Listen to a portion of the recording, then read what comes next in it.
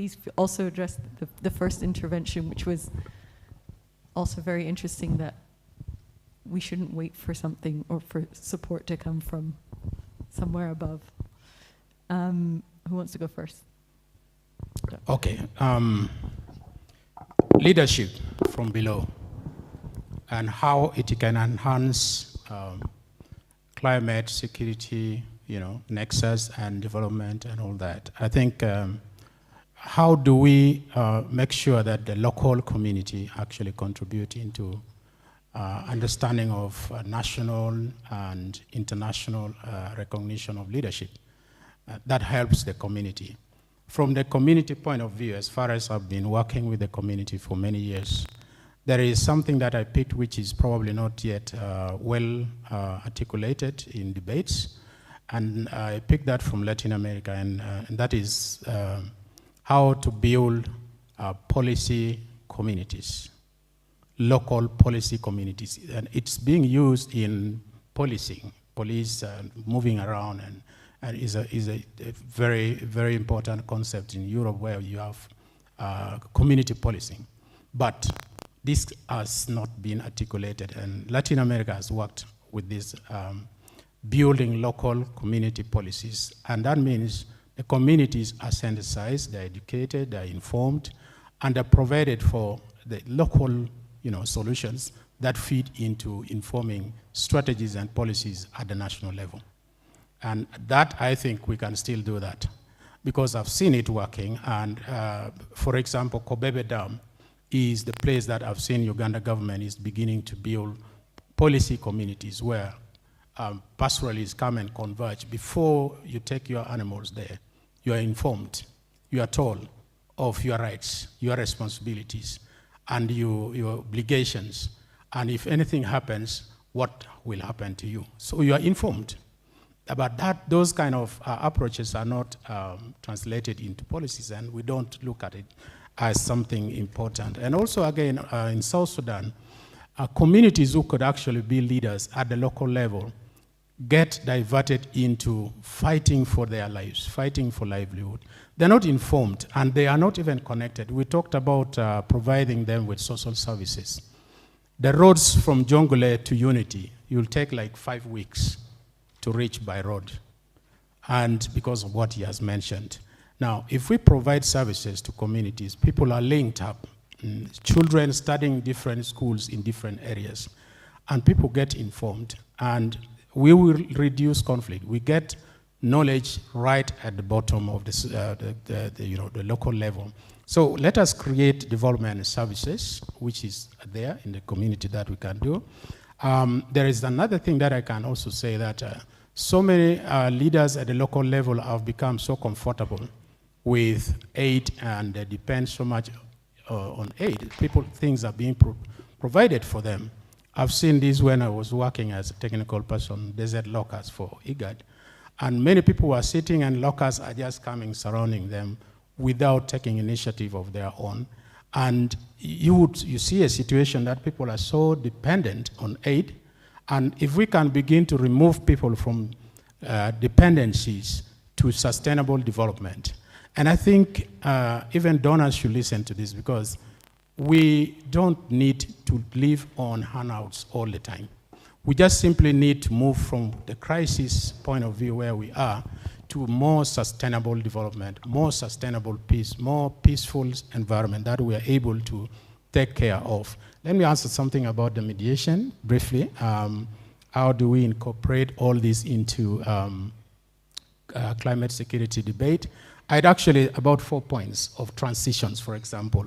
One is, I mentioned that we do very poor negotiations, peace agreements and peace negotiations, very poor in my view.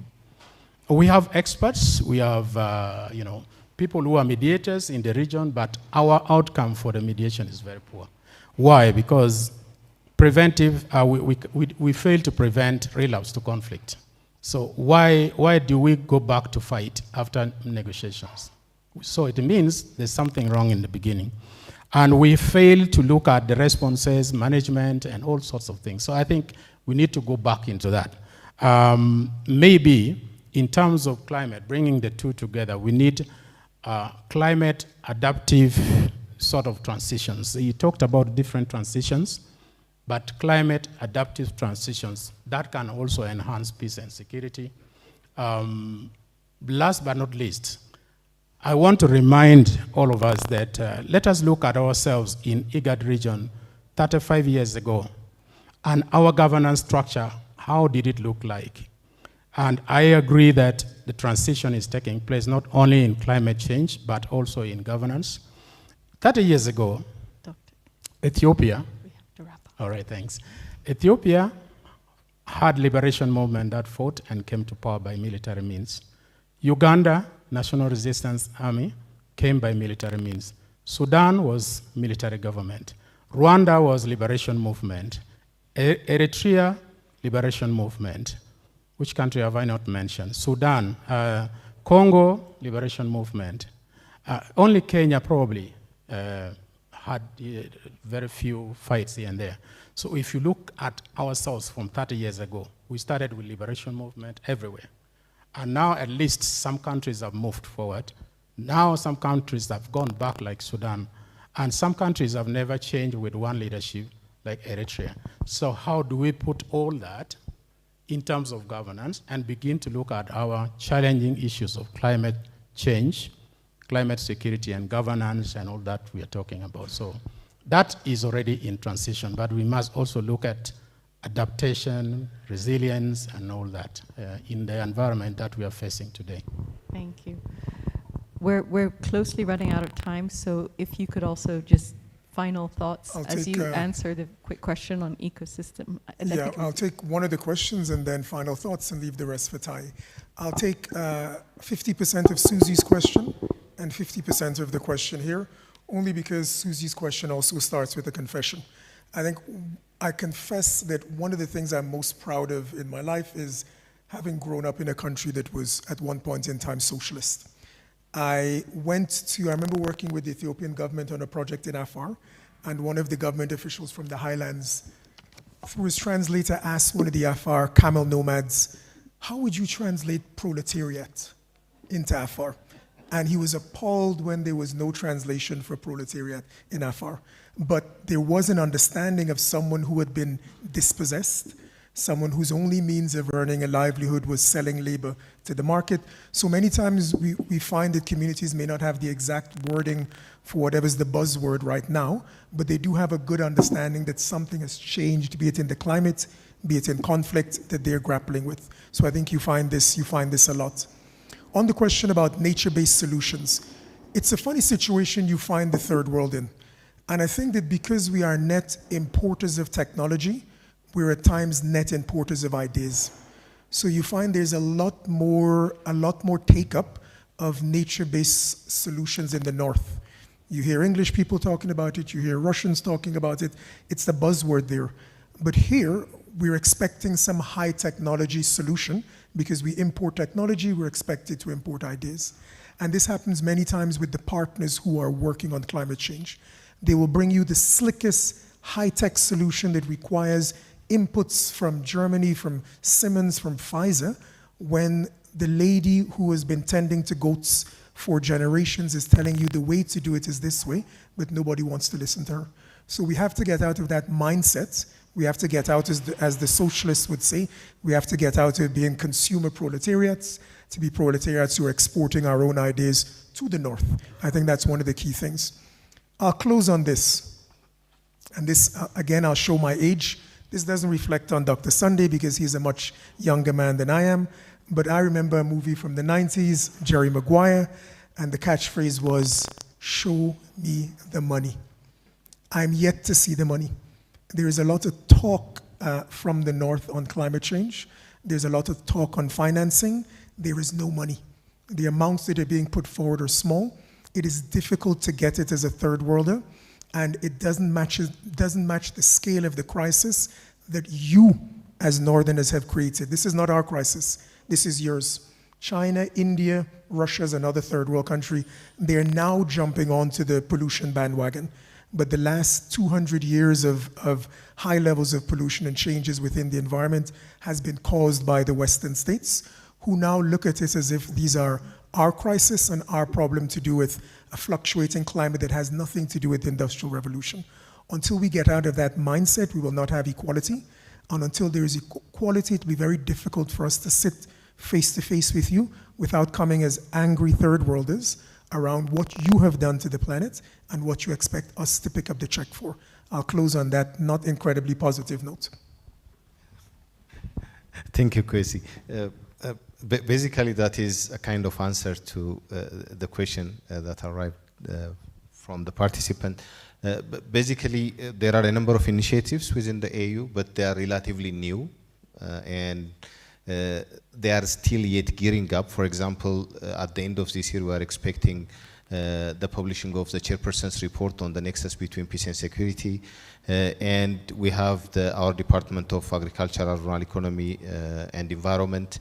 They publish a climate action plan that is going to look into these different hotspots.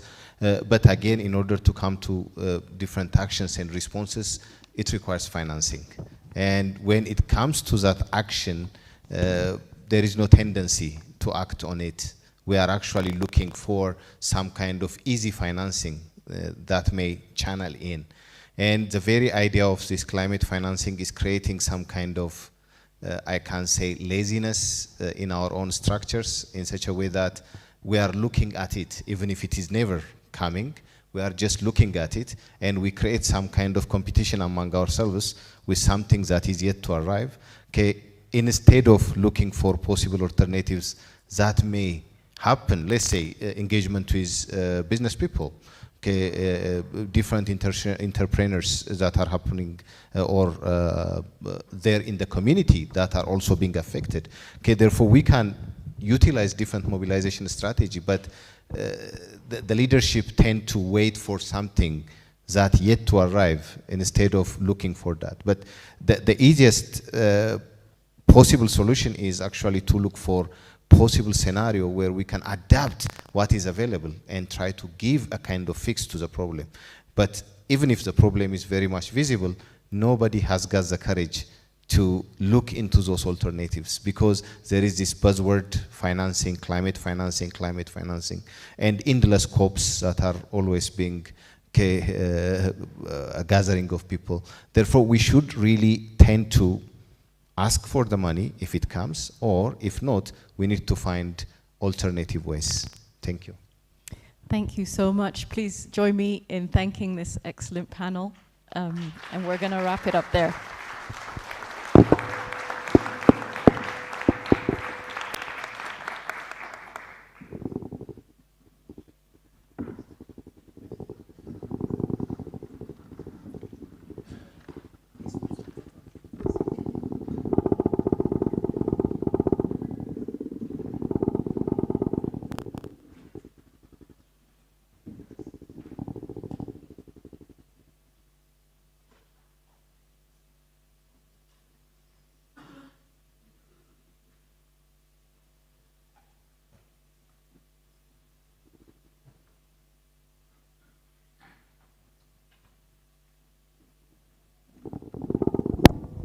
All right, thank you, colleagues. A better round of applause for that last panel.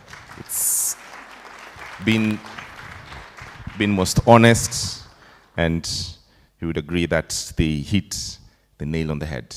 All right, let's keep with the momentum. And after having sort of learnt about how to promote joined up and better resource management to surmount some structural obstacles like limited access to funds and single issue techno fixes.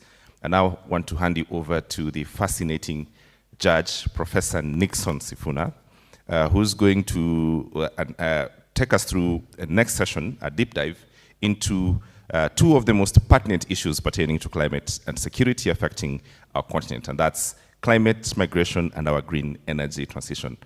A better round of applause for Judge Nixon Sifuna tafadhali.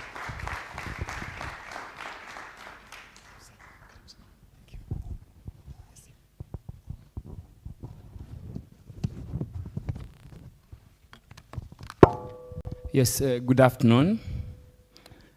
My name is Professor Nixon Sifuna. I'm a professor of environmental law, and also a judge of the High Court of Kenya. I serve in the Commercial and Tax Court and the Anti-Corruption Court. So basically, in terms of judicial work, I'm involved in all manner of cases, including criminal cases and all those, and commercial and tax disputes, as well as anti-corruption efforts. But above all, my background is environmental law. I'm a professor of environmental and natural resources.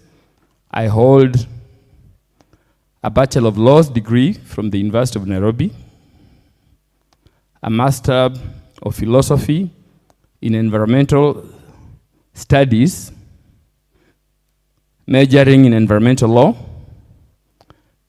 and a Doctor of Philosophy in Environmental and Natural Resources from the University of the Witwatersrand in Johannesburg, South Africa. Well, thank you very much. I've been asked to moderate the next session. I have two speakers. I hope they're in. Kindly join me to welcome the two speakers.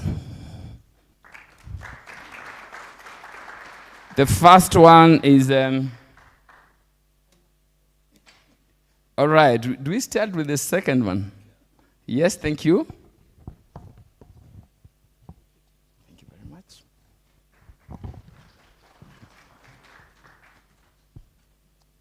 Just by way of introduction, some bio. This is me.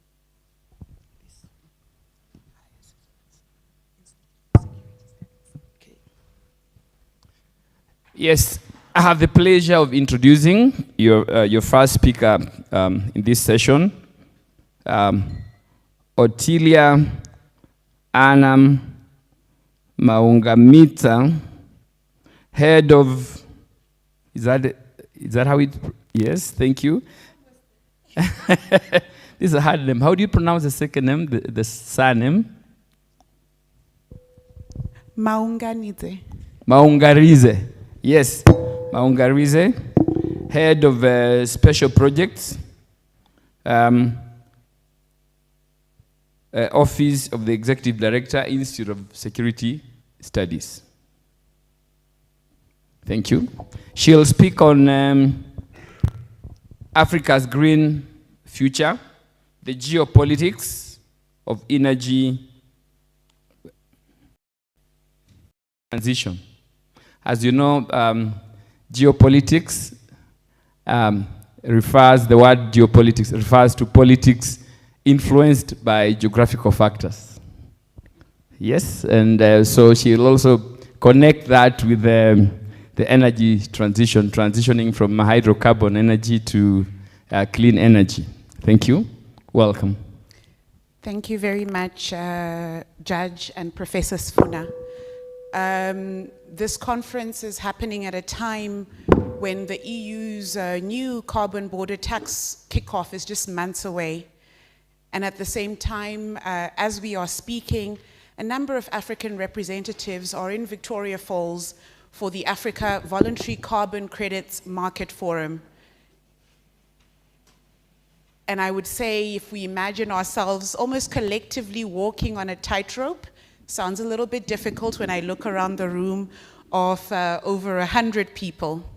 But somehow, between the conversations that Africa is having and those that Europe are having, and conversations like this, where you have people from both continents represented in the room, we somehow have to strike a balance.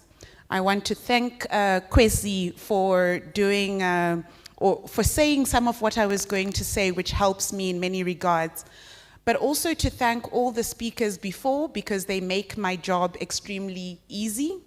And of course, to Adelphi, to the governments, both of Kenya and Germany, for convening this important conference. So, whether we like it or not, Africa's green future is a hot topic. But I think when we speak about the future, we almost distance it from our present.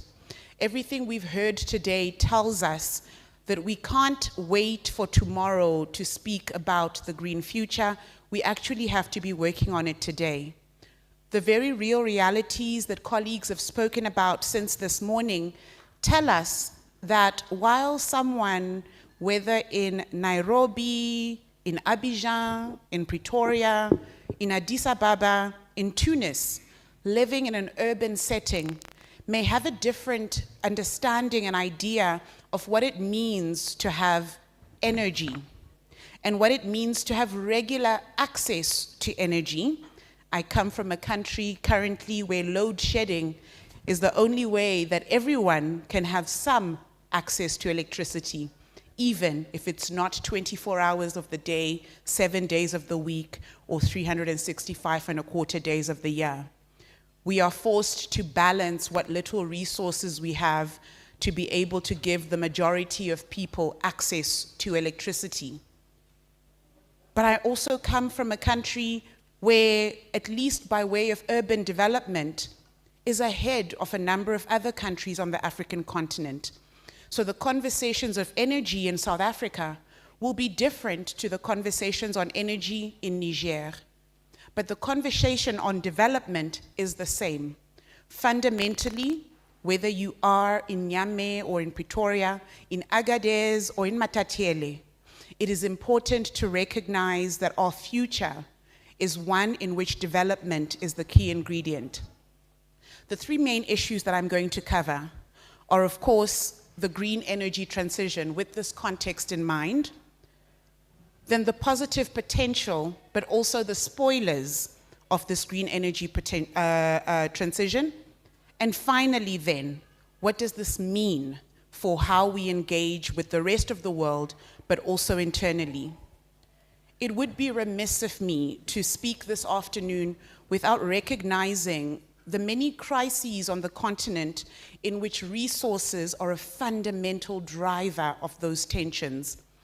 Whether it's a limitation to the access of resources, whether it's the discovery of new resources and the need for people to have them. Whether it's in both Sudans, Sudan, Khartoum, South Sudan, Juba, whether it's in Ethiopia at the moment, what we are seeing in the north of Mozambique in Cabo Delgado, or in the Sahel, we have to be mindful of the tensions that exist. And we also have to be mindful of what people want, what people need, and what we're able to provide. There's been a lot of talk about Africa being able to leapfrog into a sustainable, secure energy future. However, and I have to repeat this, across the continent, there are reasonable grievances around how do we do that in the face of climate injustice, inequity, and perhaps what is termed in some parts of the continent as energy imperialism.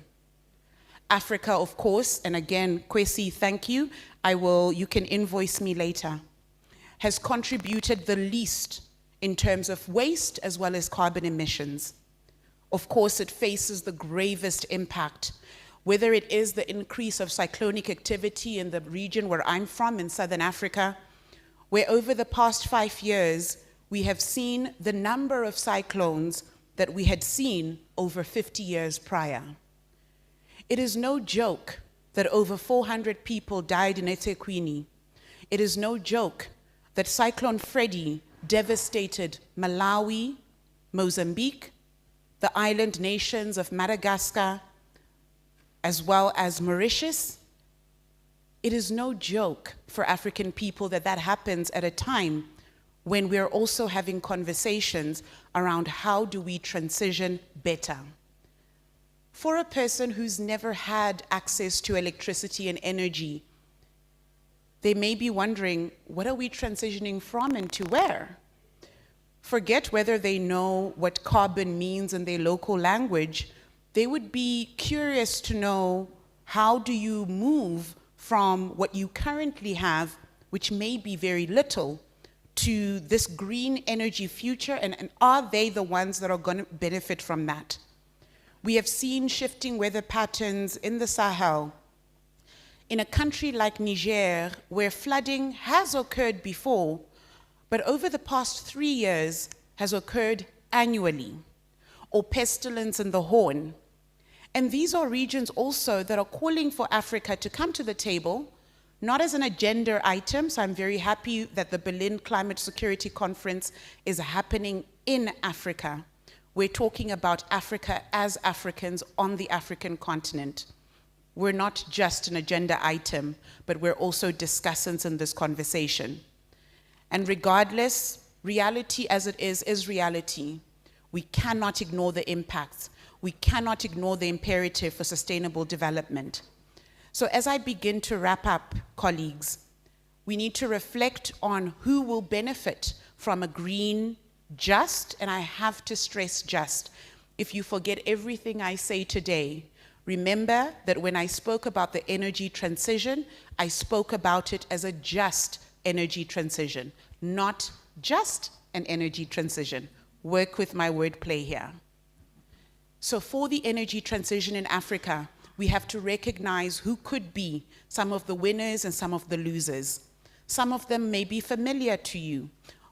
On the winner side, whether it is the private sector or whether it is governments that have already invested a lot in forms of green energy, where countries like Algeria, Egypt, Libya, and Morocco are already primed to export large amounts of green hydrogen to Europe, less to Africa.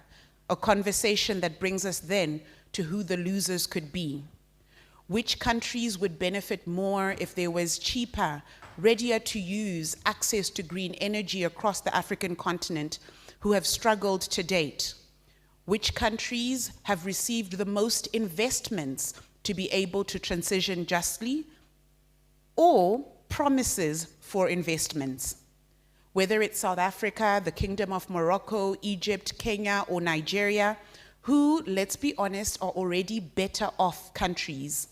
How then do we allow some sort of a balance between those that stand to benefit the most and those who are on the other side of the inequality scale?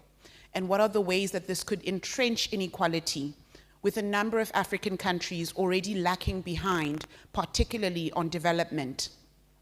But these losers could be winners if we speak about acceleration and better approaches, financed approaches to dealing with these issues.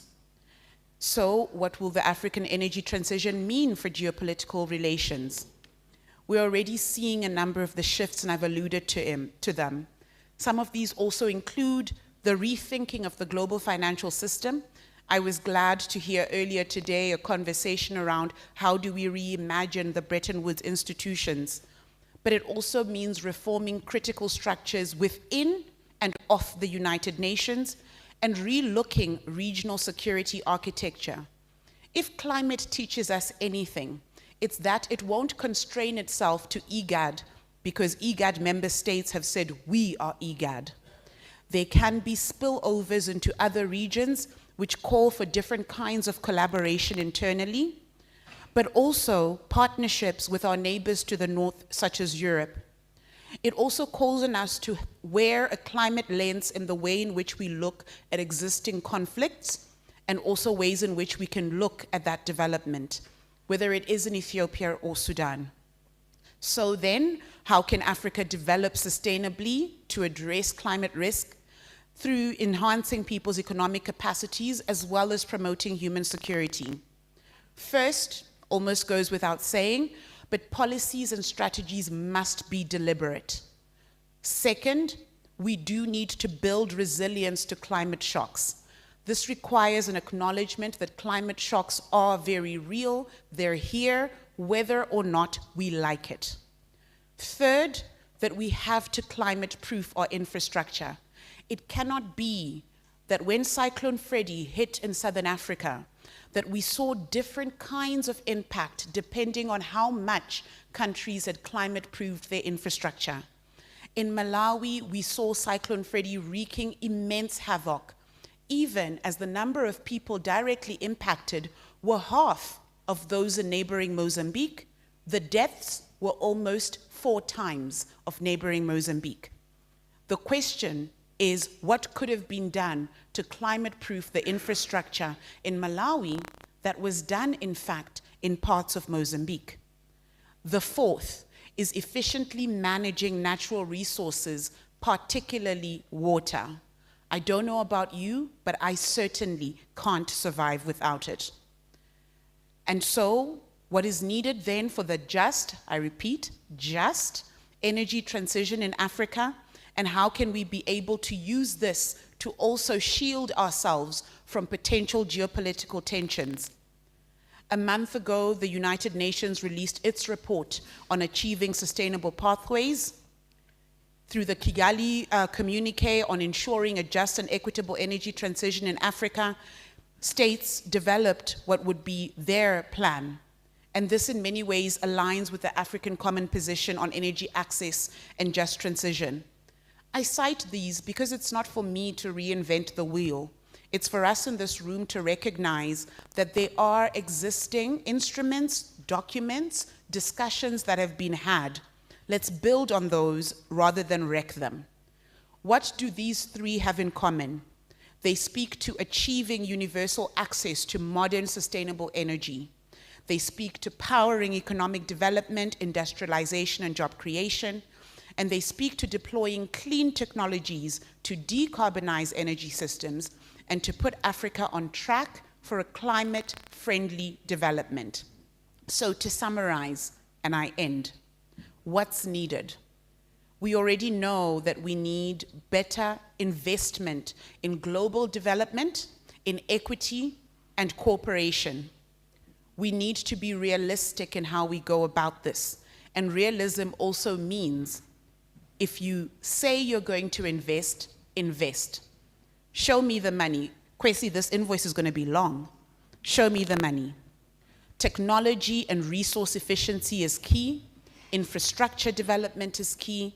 And innovation should be at the heart of that. Ultimately, we're looking to having sustainable economies, sustainable development, sustainable systems of energy, land, and food. And if we do that, a conversation about the geopolitical impact of an energy transition will be less about conflict, and you would have been mindful that I only mentioned conflict in passing, because these conversations have to be more about building, about restoring, and about sustainable development than they are about the negatives. To end, the Institute for Security Studies, an organization that I've proudly worked for close to 15 years, is busy at the moment compiling a Road to COP28 report. A lot of what you've said today will be very useful in the final report that we produce. This report for us is important because last year, through our Road to COP27, we were able to engage with member states towards, at the very least, some kind of common understanding on key points. It's not that all 54 member states of the African Union that are also members of the UN, but 55 member states of the African Union have to agree on everything. But it is that at the very least that they can be able to coalesce around some key points towards the next COP and to agree on what are negotiables and what are non-negotiables for the African continent. Judge Sifuna, thank you. Please give her a round of applause. The worst thing that can happen to you as a moderator is when the speaker is speaking something that is so passionate and convincing to you. Most of the time, instead of moderating, you are tempted to listen in, right, and be carried along. Thank you. That is very, very good. But before I thank you very much, Ms. Otila, for that very good and, of course, pragmatic and very well-researched piece on energy transition, on energy transition for Africa. And I like that. You've really made everybody who presents on problems, mostly you see, you tend to focus on sub-Saharan Africa most of the time. It happens that Saharan African countries have one thing in common, a lot of problems. Most of them are based on the fact that their economies are predominantly based on natural resources, and especially the raw material-based economy. Maybe before we go there, I would like to pick your mind on one or two things that you have raised. Well, Kenya's second president, the late former president Daniel Moi, coined a term that I've seen is similar to what you've coined today, what he called garbage imperialism. By the way, that is a term that was coined here in Kenya. It's homemade, yes. And it has a relationship to what you've said. What happened was that there was concern about transboundary movement of hazardous wastes. And especially that led to the adoption of the Basel Convention on the transboundary movement of hazardous wastes in 1989. Later on, Africa got concerned about the fact that that was okay, but Africa thought that the regime that was put in place by the Basel Convention was permissive. It was kind of allowing, and Africa said they were better off if that convention had banned movement into Africa of hazardous wastes. So President Moi, among others, said that that was garbage imperialism, allowing garbage to move from the west to the south, into Africa especially. And of course that led to the Bamako Convention of 1991. African countries now came together and came up with something with that convention that now restricted movement of hazardous waste into Africa, but again, now permitted movement within Africa as between African states, among African states. Now, my question to you is this. Do you think that this kind of imperialism that you talk about now, energy imperialism, that maybe it's high time that Africa and African countries, for instance, or probably even developing countries, came up with an instrument or instruments, maybe regional or multilateral, that could restrict or address the fact of movement of hydrocarbon-based energy. You see, African countries get very excited when fuel is released, oil is released from Russia or wherever. They say now the number of barrels has been increased. So is it high time that there was an instrument to address those issues, and knowing that is transboundary movement of potentially polluting energy, such that when we now have these are the consequences of what we have received. Is it high time that the originators of that particular commodity can now also help us in bearing the brunt of the resultant pollution to you?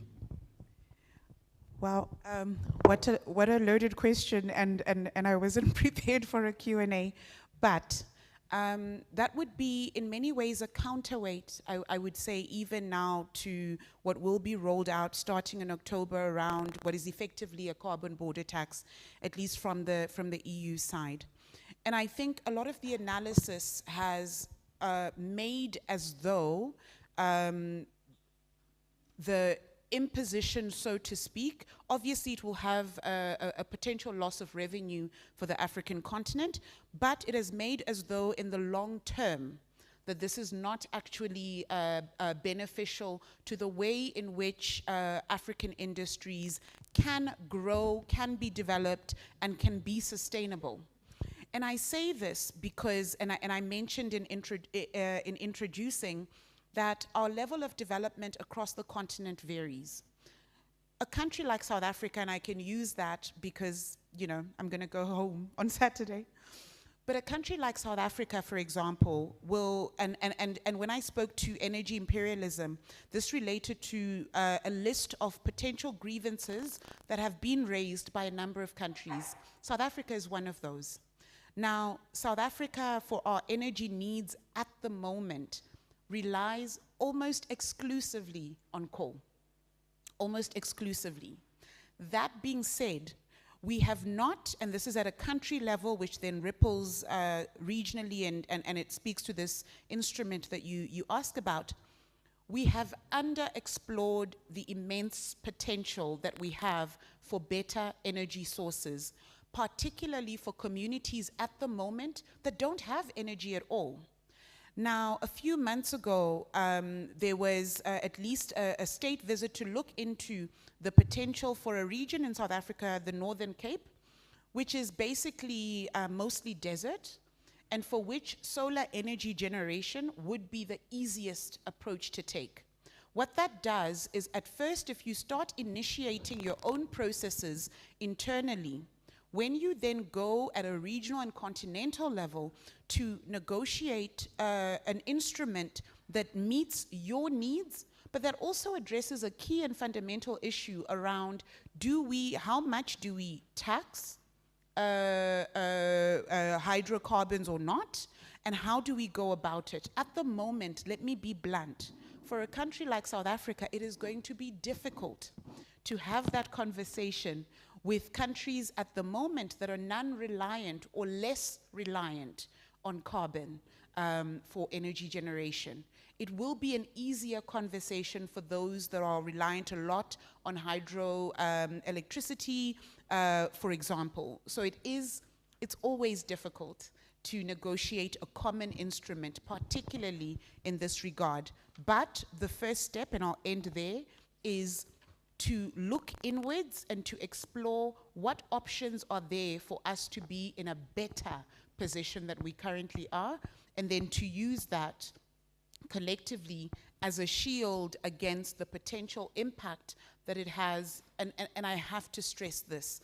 We remain, for better, for worse, unfortunately, we remain the continent that is facing the gravest impact. So we can politic all we want, but we cannot ignore that impact.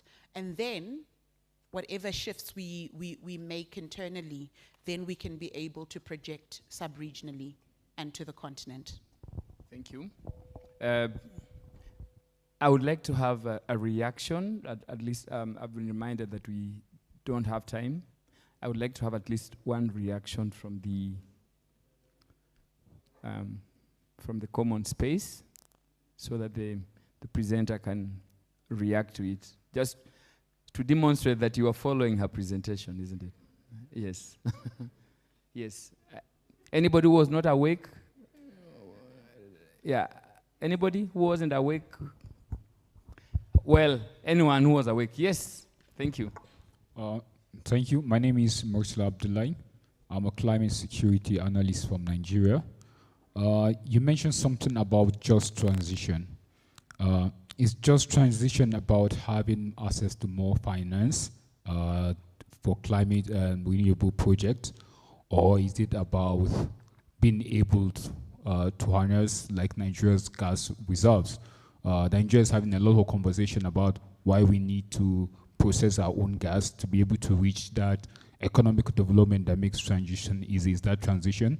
And for us, for a country of over 200 million people, high energy needs, and lots of energy poverty, it's a security issue for us in terms of the energy transition. We have a plan that looks at 2060, but we don't have the money for that. And so I want to hear more in terms of energy transition, just what it really means for us, for countries that really have a lot of gas reserves, and how do you make use of that? And lastly, what's the survival for us? And we depend a lot in terms of revenues from fossil fuels, and what happens when the world moves away from that? How do we survive? How do we look after 200 million people? Thank you very much for that, and I'm really glad that the question came from someone from Nigeria, because a lot of again, a lot of the dynamics that I speak of from the part of the continent that I'm from, but differently now in respect of, particularly in respect of oil.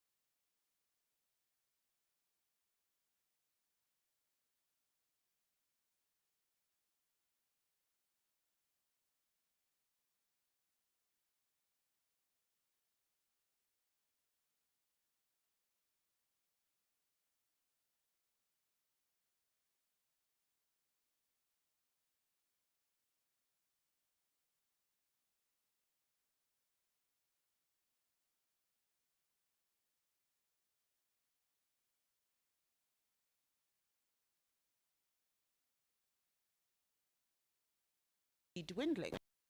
Right? Alternative has to be in place regardless.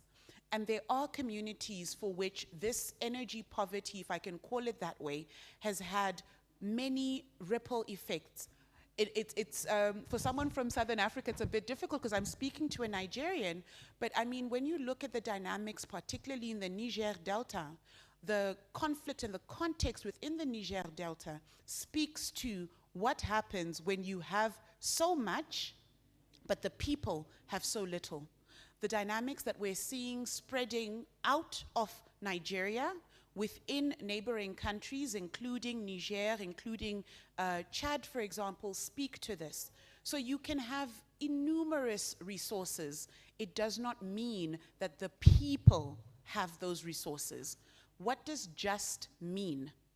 Just means moving towards both the transition itself, but reaching equity within that process. It cannot be that the beneficiaries of a just energy transition are the same people right now that still have access to carbon-based energy. It has to be in a way that allows the over 200 million Nigerians to also have access to that electricity. So exploring options, being pragmatic about it, but also facing up to the fact that if nothing is done, the kinds of tensions that we're seeing in different parts of the country will not go away, unfortunately, because people are tired. Thank you very much. And maybe to wrap it up, I would say this, that one lesson that we've learned today is that energy is one of the major contributors of climate change. Our energy sources and how we use them. So it's a primary concern. And I would add that the atmosphere is, of course, a global common. It's like that what happens anywhere in the atmosphere should be a concern of each one of us. And the duty, to whom much is given, much is expected. So there's a challenge now to the West. They have more resources, and we expect them to spend more resources to protect this environment that we are sharing. Thank you very much.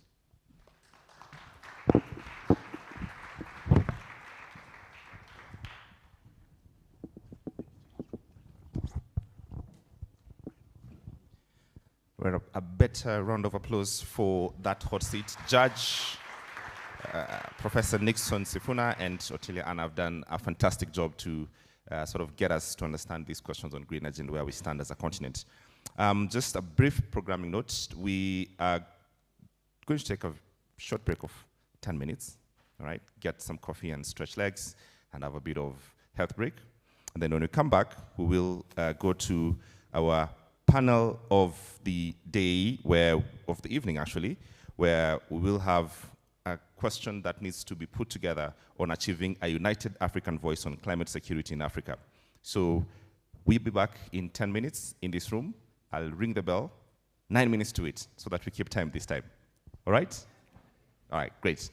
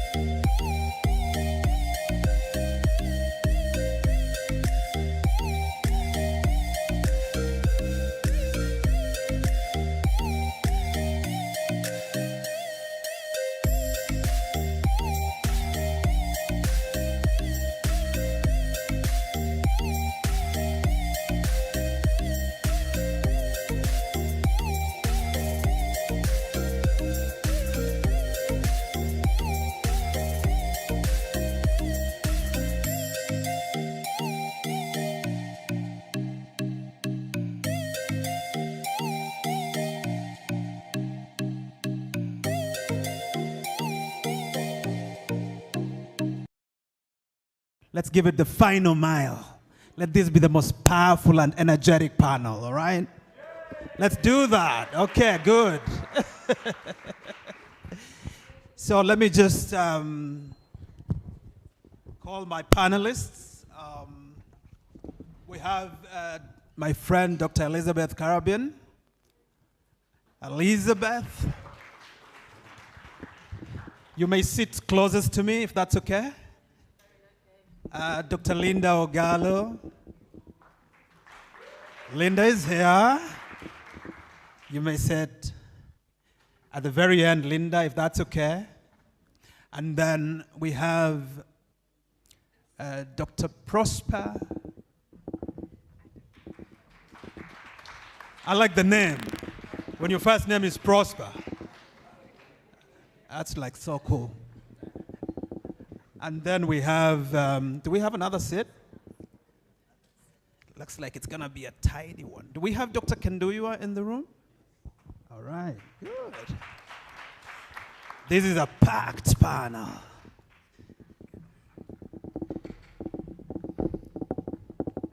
So the last panel was really interesting, and I think it ended at a very, sort of a very difficult dilemma in a way.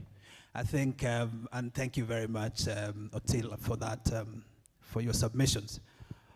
But in closing, Professor Sifuna mentioned what I thought was something very interesting, that we are dealing with the atmosphere being a global commons.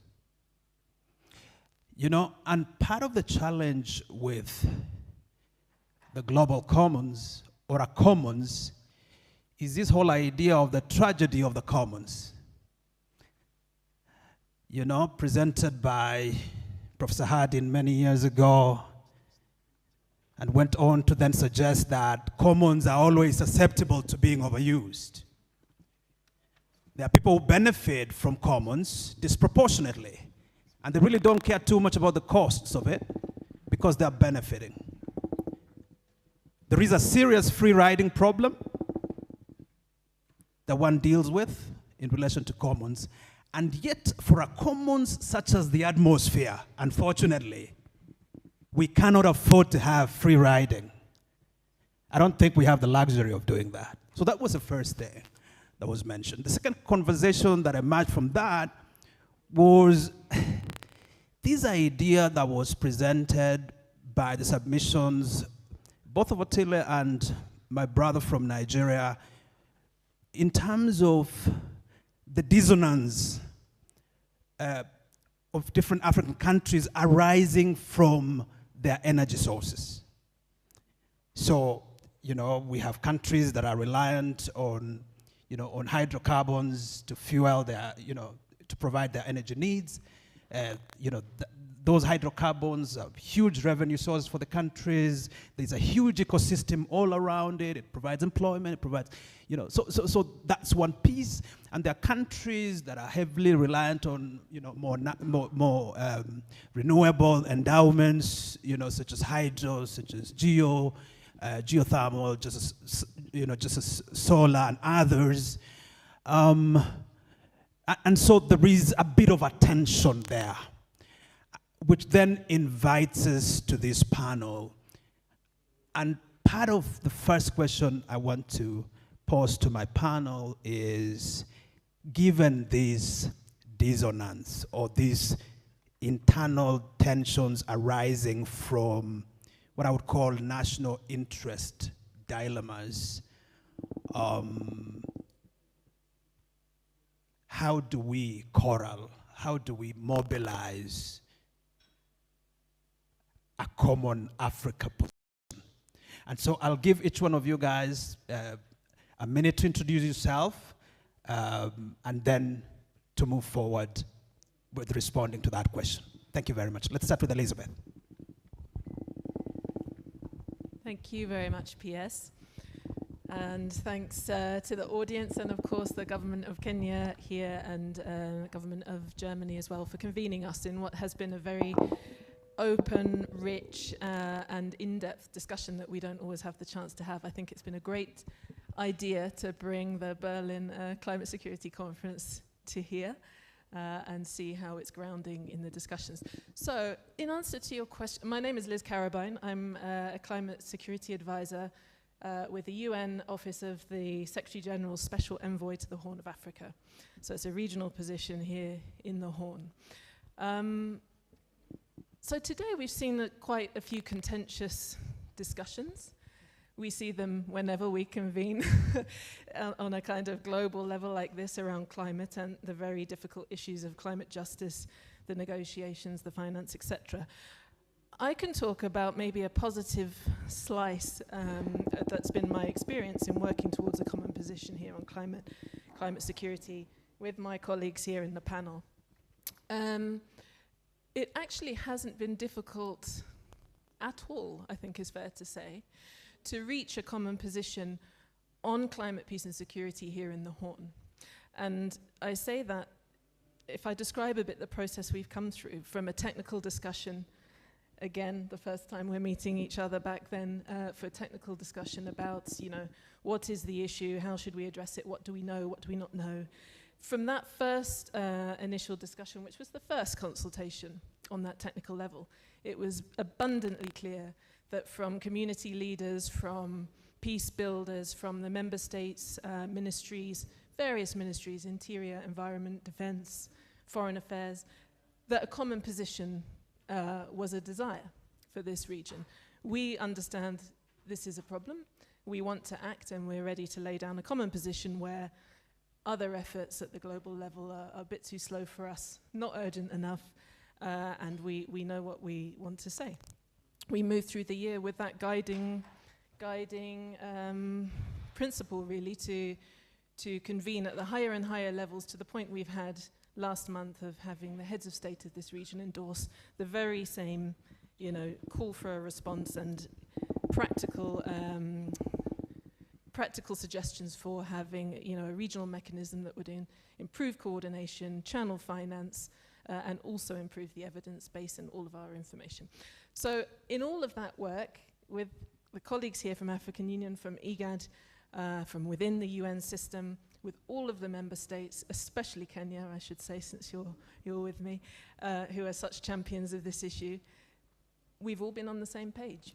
So I think, you know, let me just give you that good news story before we go into more detail. Maybe it's more difficult from a continental perspective. Perhaps then, Dr. Prosper, you can continue on that trajectory. So she's very hopeful, which I think is really music to my ears, yes.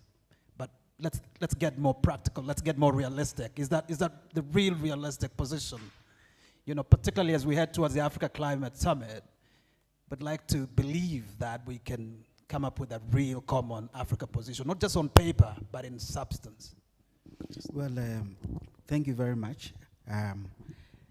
Let me start by also thanking the government of Kenya, and of course also the German Foreign Office in Adelphi for organizing this wonderful program.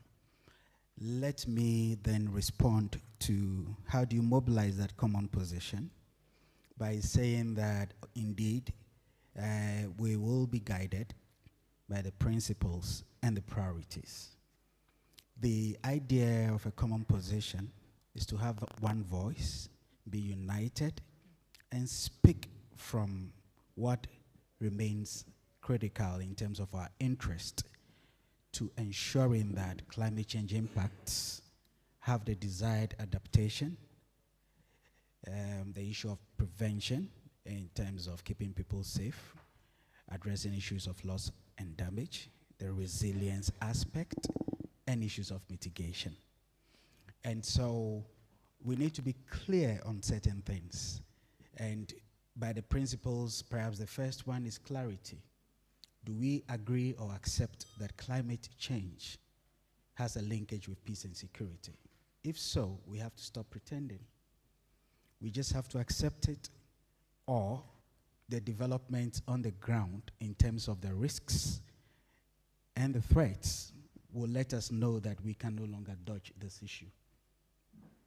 What that means then is that we from the continent indeed agree, as per the decision made at the AU Assembly in February 2022, that there is a linkage, and that led to the call for undertaking an assessment study on the continent to ensure that it is clarified, the linkage is established, and based on that, then we can adopt, credible measures in terms of responses to this adaptation and mitigation issue we talk about.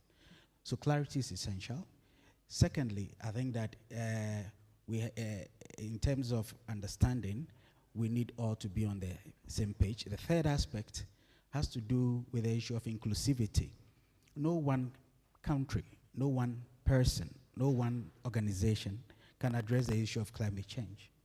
Once the sun shines and those gases trap the heat, the ice will continue to melt. African island states will continue to be threatened. And so we need to ensure that everybody's collective effort would respond to climate change. Let's not make that mistake of thinking we leave Africa and so the boat will keep afloat. Any small hole will sink the ship. So whether they're asking the continent to channel its meager resources or finance in terms of responding to climate changes, which they could use for education, health, and other things, and then the funds doesn't flow, what that means is that you still have a defect. So if support comes in terms of financing, then we are able to also ensure that there's stability and people are better able to make this. Let me then just mention perhaps in terms of priorities, the fact that we have the issue of adaptation as very key. And in that regard, we're not negating the issue of mitigation, but adaptation is crucial, and loss and damage is important as a first step in the adaptation effort. So I'll end here, and then... Thank you very much, Dr. Prosper. Again, very, very interesting in terms of articulating the issue around clarity. So clarity around the cost of non-action. And the responsibility that devolves to all, because collective action in relation to this matter is not an option, right? We just have to make it happen. So, Dr. Linda. Thank you very much. I'm Linda Ogalo from the Climate Center of Excellence you heard about earlier, IGAD's Climate Center of Excellence. And I think when we talk about the national or common African position, I have the privilege of sitting here on behalf of a big team. As IGAD, we have a technical working group on climate security that coordinates across sector. With Siwan being part of it, my colleagues from ICPAL, which is a livestock institute, colleagues that deal with land governance, peace and security unit generally, people that deal with all different kind of issues that have been identified as priority for our member states. So even as we talk about a common position for us as IGAD is acknowledging, like Lisa says, that we've had this conversation at a member state level. So we need to, we've actually talked to our stakeholders. We've identified what they've said their priorities are, and as Lisa said, our position has actually been endorsed by our heads of state. So it then becomes easy for us to feed into the conversation with African Union to ensure that the positions that we've identified that are ours and that are core to us by our member states, by our technical experts, are reflected in whatever it is that's coming out of the African Union position. And the good thing about that is that Prosper and African Union team have involved the regional bodies to ensure that what we have to say in terms of representing not just our technical institution as IGAD, but our member states' positions as well, having consulted them and having those governments, because government again represents communities on the ground, so having those voices heard. So at least we know that we're creating a system that is able to reflect the community voice at the continental level and hopefully at the global level as well. So I'm hearing you to be saying that the RECs, the regional economic communities or the regional groupings, could actually help in curating that common position so that based on the principle of subsidiarity, it can just feed to the AU level because it's already been agreed and there is sufficient consensus at the regional, at the sub-regional level. I think that's excellent, actually. Yes. I take it you mean yes? Yes, yes. Okay, good. Dr. Kenduyo, please. Yeah, thank you very much. And I want to appreciate the government and the government of Kenya and Germany and also Adelphi for this opportunity. So I want to, our organization, I work for the CGIR and we work within the food, land and water systems. We work to transform those three areas under a climate crisis. So one, we come from a point of view that we have acknowledged that indeed climate change is here and it is affecting, cutting across different areas of the globe equally, and therefore requires a united front in terms of combating it. So I would like to just acknowledge what has been mentioned here. I mean, we have engaged with partners and most of the partners are here. Some have met them here in the room. We've discussed the different, how climate is affecting the different areas. For example, looking at the Africa, one of the things I would like to pick from earlier members of the panel is that it's important, even as we are seeking the one position, to pick up the different local context and picking those pathways and making sure that these have been represented within the common position. And therefore, that is therefore important because it only comes by engaging with partners in this space, listening to them, and also because I'm a data scientist, I rely on evidence. So there's need also to rely on evidence to inform this position, to inform the reports that we come up with. And so we have gone ahead and even, I like to quote Hannah Tete, who mentioned that technical capacity is not an issue because as CGIR, we even went ahead, we've launched a platform that can help in terms of tracking these issues. So the issue is now to pick up this different local context, inform them with evidence to come up with a local common position. That is probably in a nutshell what I would say, which is in many words the same as what my colleagues have said here. Thank you. I think you've brought in a very important dimension in terms of, like a tool that can aid in consensus building, which is always about evidence, about data, so that if we can be able to put on the table information to buttress certain positions in ways that are so persuasive, I think we can be able then to formulate a common position. So let's then move to the second part of our conversation, which is really founded on what I call the SEPs. So in May last year, May 2022, the Climate, Environment, Peace and Security Declaration by the G7 shape of Germany, it has several principles and priorities. I think it has 7 key priorities. I think we've all, as panelists, perhaps reflected on these principles, and so the questions that will follow will really be based on those principles, but try as much as possible to link it to the core theme around how do we enable or facilitate a common Africa position that is responsive and transformative. So based on the discussions over the day and your experiences, which of the 7 declarations do you think should be the highest priority for for Africa? Let's start with you, Elizabeth. Thank you. Thanks. And I think I'll answer in the sense that I think the ones I'll mention are the highest priority for the kind of work that I engage in, because of course they're all important. It's a very comprehensive set of principles that I particularly admire for spanning the political spectrum, but also the need for evidence sharing, knowledge, and proper integration into action of these issues. But for me, if I pick 3 that really define the kind of work we've just described, is around the aligning ambition and action, especially the ambition part in laying down a position, cooperation through dialogue. Of course, to reach this point where we've had a decision at the regional level, sub-regional level made and passed through the member states and upwards to AU has taken a lot of dialogue at every level and political leadership. I think you saw it this morning.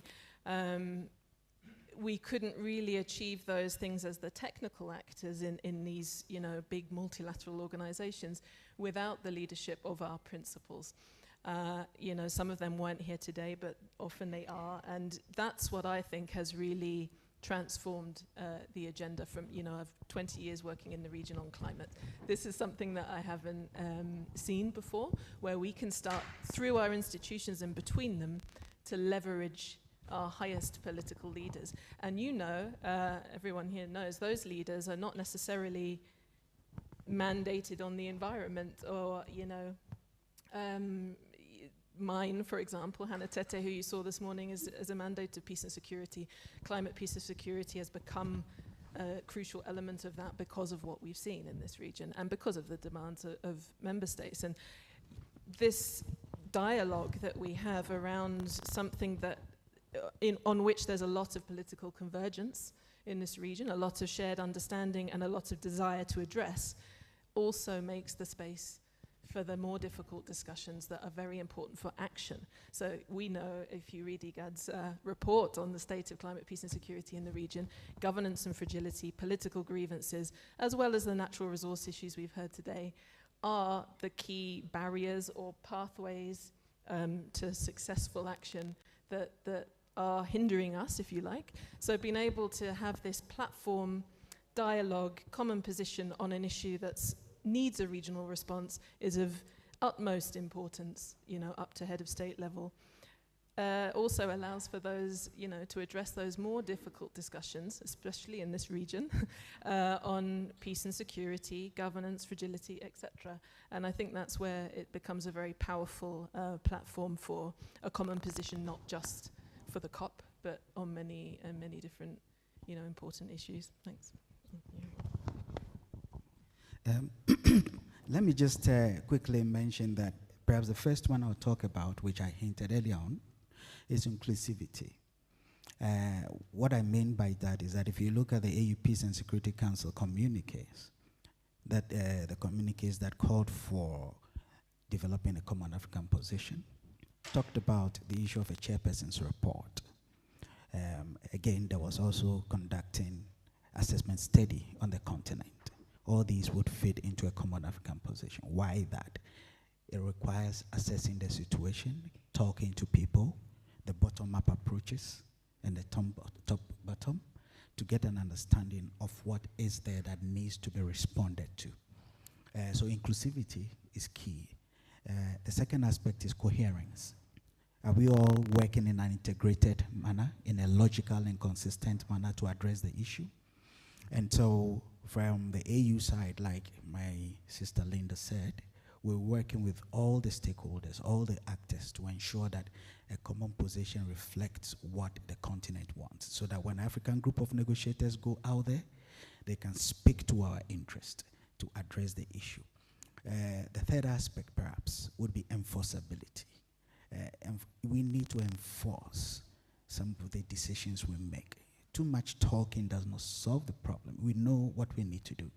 And so if you're able to go on this issue of enforceability, I think it will be very helpful. I think really important what you're saying, because it speaks to what the declaration, the climate, environment and security declaration talks about in terms of policy alignment, all the way from the international, regional, national, and subnational level. And so you have really brought it out in a very granular fashion, I think. Please, Dr. Ogala. Thank you. I think I'm lucky because I get to speak after Elizabeth, so because we work together in the same region.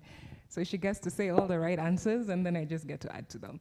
So, and I think as a region, we have been very clear, and she talked about the report about what our issues are, what the linkages are, what we want and how we want to respond to it. And I think that my other luxury is having to sit here as IGAD after some of our representatives are heads of state, the Kenya government has spoken, and just to echo what they have already said in terms of the need for action, the need for the finances to flow, and the need for the finances to flow in a timely manner, in a way that they can actually constitute change. So for, in terms of our common position, I think, and even just to mention the fact that we do have a lot of institutions, not just as IGAD, but as member states. I think His Excellency also mentioned the financial mechanism, FLOCA, that Kenya has, that is based on the Climate Change Act that Kenya has again, that is kind of an example of how the institutional infrastructure already exists to be able to channel the right finances to the last mile user, so to speak. So because FLOCA again is locally led and it's based on the county level action plans or climate action plans. It's based on the Kenya laws that are already in place. If we look at our neighbors, we can even take example from Rwanda with the FONERWA fund that has actually attracted, they said, about $214 million in private sector financing. So we have a lot of examples from the region on what works. We already have from a lot of the region institutional structures that are already in place at the regional level, at the national level, and at the subnational level. That then begs to question, then can we, like our leader said this morning, accelerate climate finance to be able to meet the needs at the local community in a timely manner? Again, a very important facet of the climate, environment, security, and peace declaration. The piece around financing is also very well articulated. You've helped us ground it, and I think it fits very well to, with what we're working on. Dr. Kenduiwa. Thank you very much. I would like to share experiences as I also answer your question. And just last week, I was with the, I was invited for the U.S. Africa Command Security Implication of Climate Change Conference. And it was very interesting to sit with the military and understand how they are also responding to the impacts of climate change. And from that perspective, I realized that it is also important, even as we move forward, because one, they mentioned that they are fast responders to these disasters, and that they are combating an enemy that is not conventional to their training. And one thing that was very important, or that I noted, is that they are currently, or whatever was being discussed, is bringing the aspect of the climate security risks in terms of now informing peace. Yeah, so the aspect of peace has changed from guns to now even working with communities and making them understand what has changed and how they need to prepare, from simple things as strategic planning of areas, placing equipment in areas that are likely to have impacts of either flooding or cyclones, or to have droughts, and then having mobile clinics to those kind of things. So that is just an experience I thought I would share. Then there's been a lot of mention on finance during this conversation of the as we have been going on. And for that, I would like to go with number 2, that is mobilizing climate and biodiversity finance for peace. And there is one thing I would like to mention there, even as we seek a common position.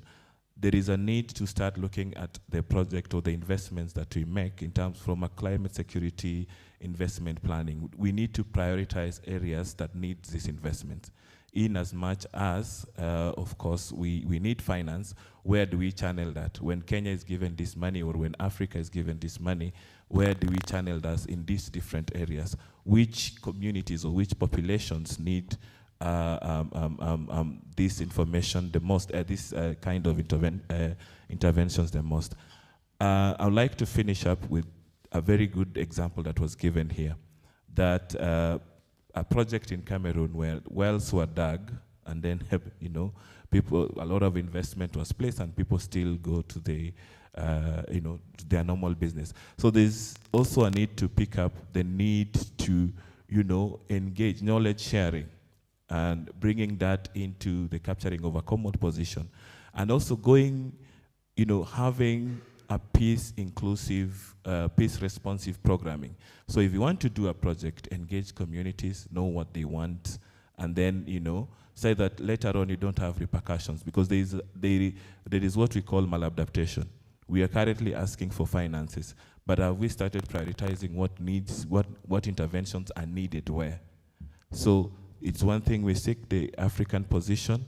It's also one thing to also make sure that those programming really do not turn into potential conflicts instead of bringing the solutions that we were looking for. Thank you very much. Thank you very much. I think you've touched on several issues. What is most interesting is this whole idea of all-of-government approach, that climate is not something that is just nested at one State Department. Say it's not an environment problem. It's way bigger, and even militaries have a role in it. And that, I think, is a very unique thing that you've said. I'd like to throw this back to our very, very learned audience and get 2 or 3 questions from the floor, and then we will come back to you. Questions from the floor, first takers. I have number 1 there. I have number 2. Any other question? Final takers? That's number 1. Oh, so number 3. I know. So number 1, number 2, number 3. All right. Thank you very much again. Mine is not a question. I want to add some few points to what Prosper has mentioned. I know we have worked a lot, Prosper, on some of these issues. One of the things that maybe you need to also highlight a little bit is the post-conflict reconstruction and development policy in as far as climate security pillar is concerned. I know we discussed this in Accra, and it is something that is not being reflected even in debates like this. Maybe you would want to clarify more. I think we should expand on the African position and a common position on this issue. And in my view, I think I might be repeating some of the common positions you have already mentioned, like values, but I think we should have some more common position like respect. We all have our different approaches to climate security in the continent, and I think we should have some level of respect and understanding which is mutual. If we are sharing resources and we are utilizing it in the way that we believe it's to our benefit and to the position that we want, and according to our values, we should respect those values. So I think you might need to consider respect as one of the common positions. The second one is ownership. We should have a common position of ownership in terms of looking at the results, in terms of documenting good practices. And Africa probably have this opportunity to have its own ownership and be proud of what we have achieved. So ownership of both our processes and results. The third one is context matters. So we might not be having glaciers in Africa compared to what we have in Greenland, and that the context in fighting climate change in Greenland is probably different from what we have in the African continent. So how do we address the common position based on context, African context, regional economic context, national context, and specific context? For example, we can talk of northern Kenya compared to other areas like South Sudan, which is flooding. So these positions, I think, should be reflected as one of those common positions for Africa to stand and move along those directions. And we're talking about money this morning. How do we get money based on our context and hone our results and even put out what we want to own as our own results and put it out there and say, yes, this is what we want, and it should be respected in the negotiations. And thank you for that. Thank you very much. Yes, madam.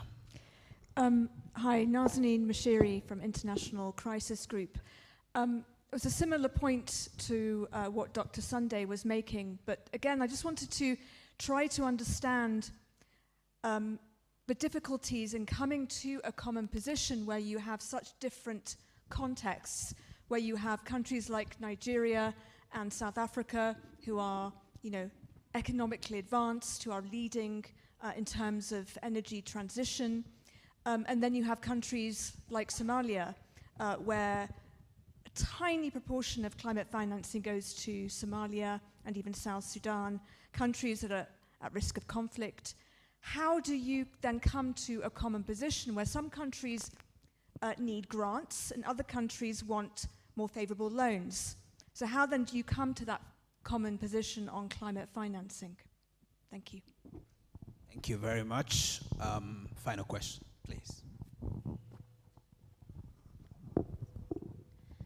Hello, yes. My name is Sarah. I work for the Cairo International Center for Conflict Resolution, Peacekeeping and Peacebuilding, CCCPA for short. We're the Secretariat of the COP27 Presidency Initiative, Climate Responses for Sustaining Peace, or CRISP. Our initiative basically focuses on 4 main pillars that address climate adaptation, peace building, food systems and food security for sustaining peace, climate displacement, and climate finance, or accelerating climate finance for sustaining peace.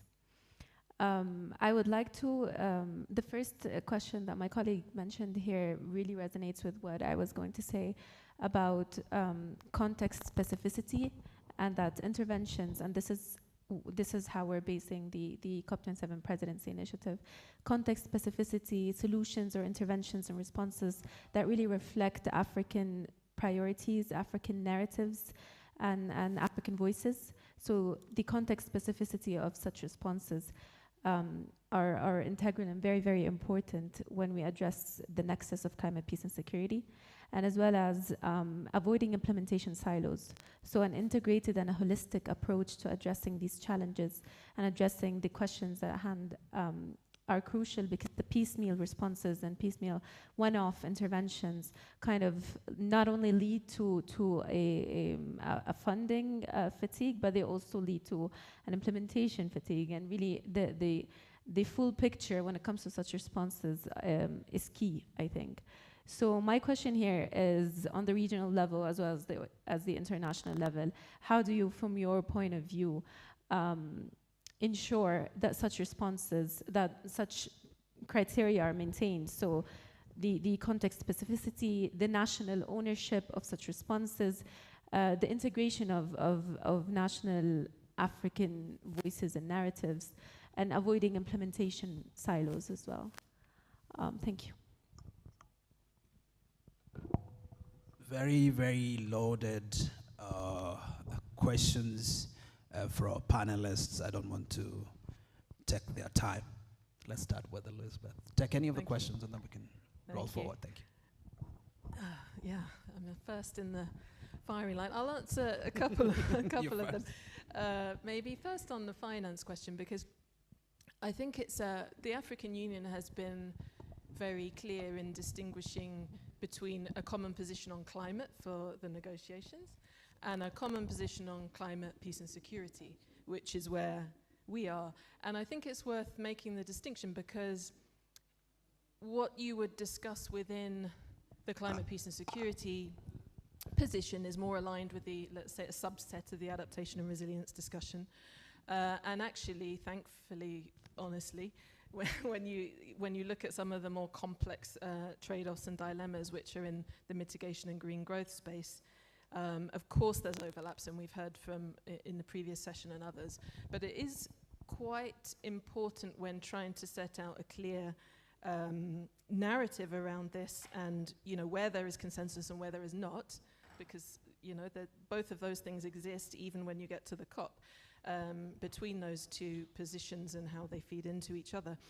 The climate finance architecture is pretty complex, and there is a tendency to focus on the very big international climate funds, especially because they're enshrined in the Paris Agreement, which is what the COP is all about. But there are many, many others, but there's absolutely gaps. And I think sometimes when we despair about where will we find climate finance for some of these, a Somalia example, if we would look to the Green Climate Fund, I think that's, which I know we are, that's a long-term difficult goal. But there are others, other solutions that might not be there in place through bilateral finance, through other kinds of, multilateral climate or related funds that sometimes get overlooked. And I think if we have a very clear overview of the architecture and where the gaps are. We also know, we heard this morning from the State Secretary what the targets are, from those who are replenishing these funds and so on. It's challenging. So, I think that we can match up the kinds of needs that are needed in one context and another, and have a very good dialogue as we're having today with those on the boards of some of these decisions, or who are trying to decide where big pots of climate adaptation money, for example, can go, what are the exact modalities that we can design, if they're not there, to get them to where they're flowing very well to the energy sector. We know that. Kenya's climate finance is 99% in the energy sector, which is excellent. But we can design other ones. I think on the issue of the how to ensure the context specificity and to avoid implementation fatigue, I'm just going to echo the words of my boss this morning. Ask the governments, local, who represent people.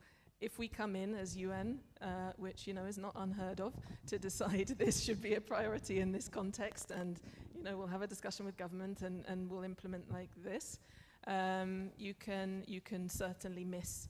You get the implementation fatigue, you miss the specificities, and you risk the kind of maladaptation that Benson just mentioned.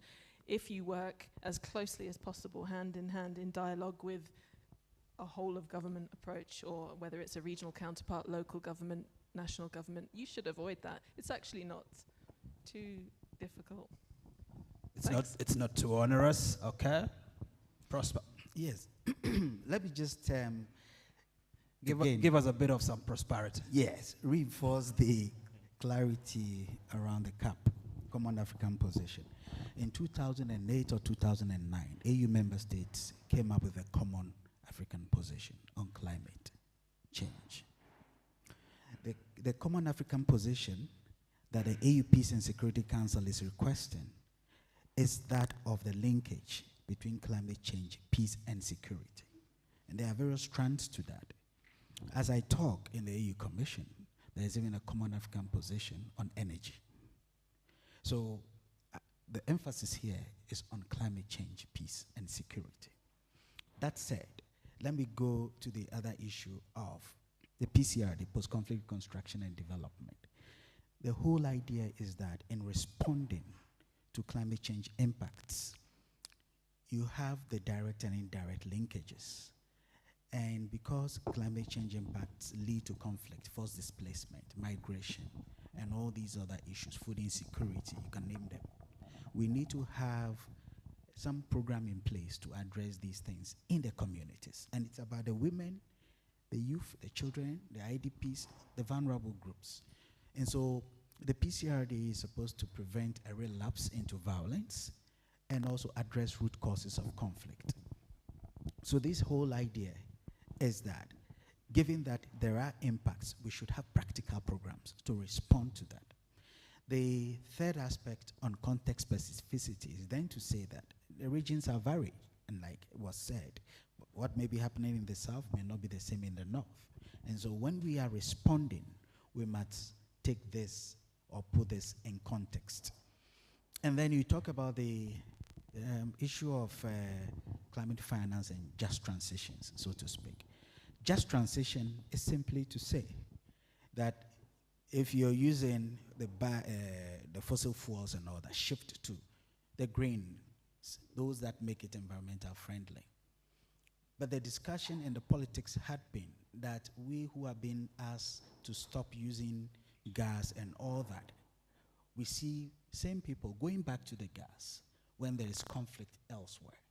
And so what is the position now? We need these things to develop. There are no alternatives. If we leave it, it's double tragedy.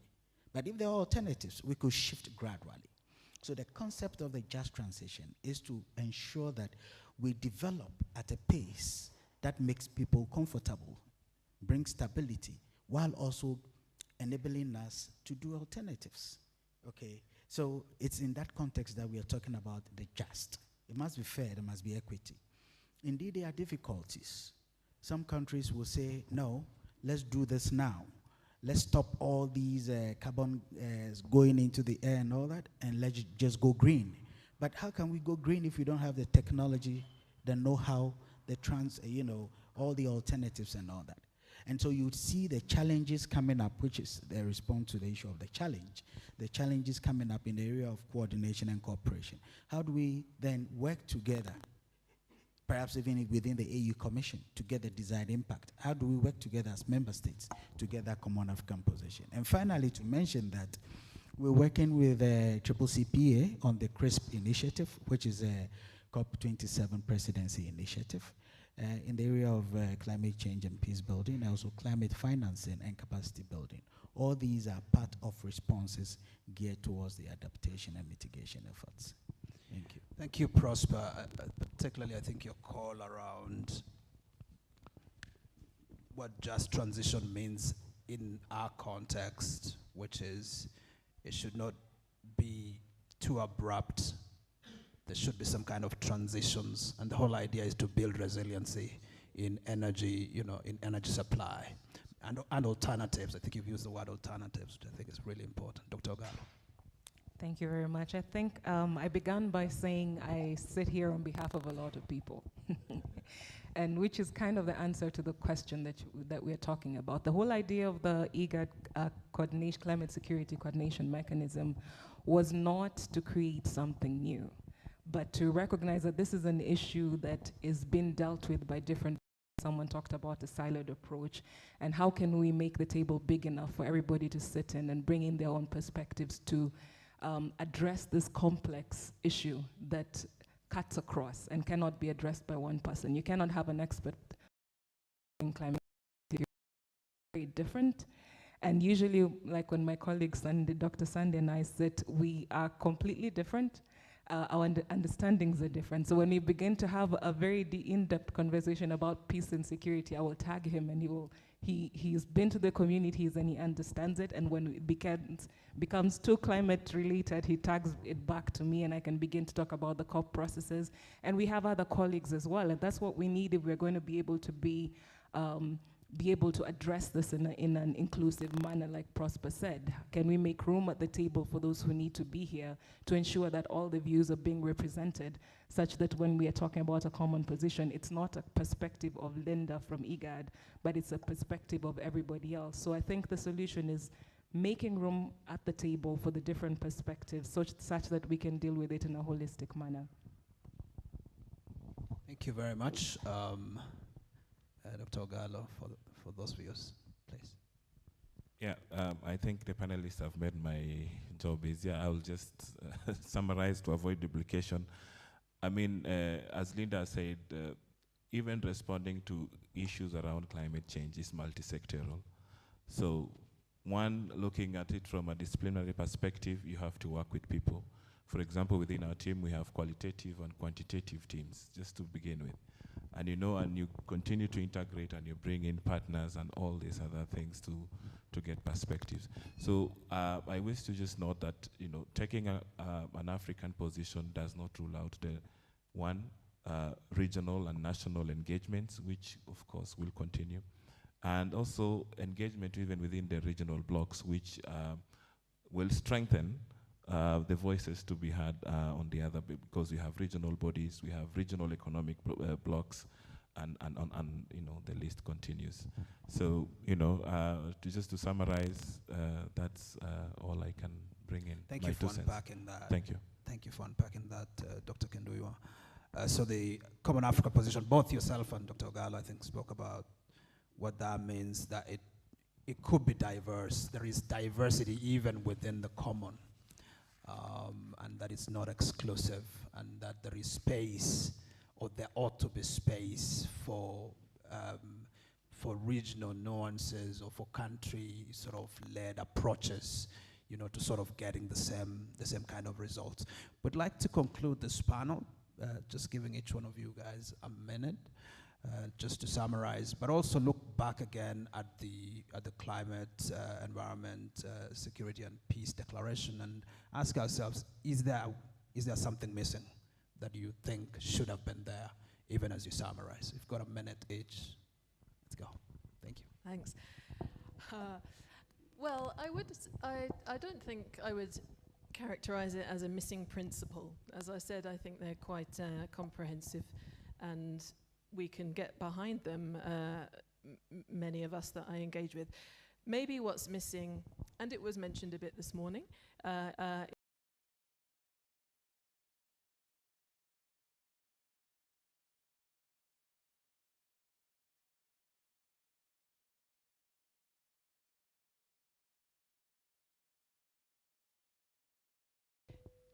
what's maybe missing is the full set of voices that need to be there when you then look at the question of how do you enact these principles. So I think that's probably more where I would look for the gaps in areas to build. And also on that, what does always hamper us, I feel, is we are missing that overarching policy, if you like, you know? We are really growing from the bottom up, but we know that we encounter, you know, always that these silos and issues that we mention about finance even and about implementation do come down to the fact that the Paris Agreement is blind on this issue. We know the Security Council's, you know, addresses this issue, but we've failed to reach a common position, let's say, except on a mandate by mandate basis. And it doesn't really fall within any of the other big multilateral agreements where we need to come together and discuss. So that's changing, we see it. Egypt's leadership last year and the United Arab Emirates this year, through champions like yourself, you'll also do the same at your summit. You start to draw it together, but without that target, if you like, or very clear line of where we need to demonstrate our results, it still hampers us a bit as we try to organize ourselves in response to the challenge. Thank you very much. Prosper. Let me just end by saying that when the sun shines and it rains, we are all exposed to some kind of climatic factors. And the exposure is the risk we talk about. If there will be some negative impact, that is the threat, and that's the danger to all of us. So the people at the center of this are particularly the vulnerable groups, the women, youth, children, the IDPs, and all those who suffer. Climate change is a multiplier. There are existing problems, but it intensifies it.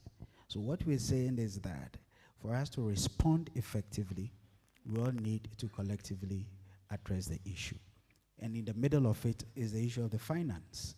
If poor countries who have meager resources, which is not even enough for education, health, food, and all, are supposed to be using the same money to address climate change impacts, what happens? It's really double tragedy, like I call it.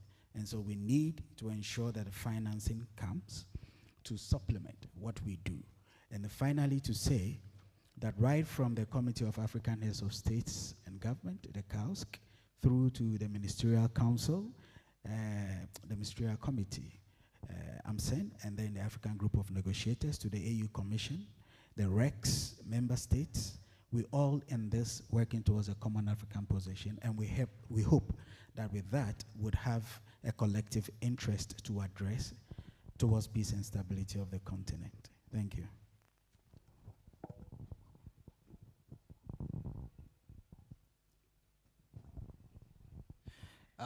Sorry, we're just consulting in the African spirit. Yes, Dr. Ogala, please. I think, like Liz has said, the limitation in the legal framework, for example, in how to operate, because the one thing that has been clear, if you've been in this space in the last year and a half, is the conversation on linking climate and security has increased in different avenues, so to speak. If you go to the food security arena, we are talking about it as a HDP nexus. In the migration arena, to placement and climate, in He talked about the defense arena. So we're having this conversation, again, also in silos sometimes, but we talk about a whole of government approach, and the challenge with the whole of government approach that we're going to definitely when we begin to have a programmatic response will be on mandate. So you have this conversation happening with the peace and security people.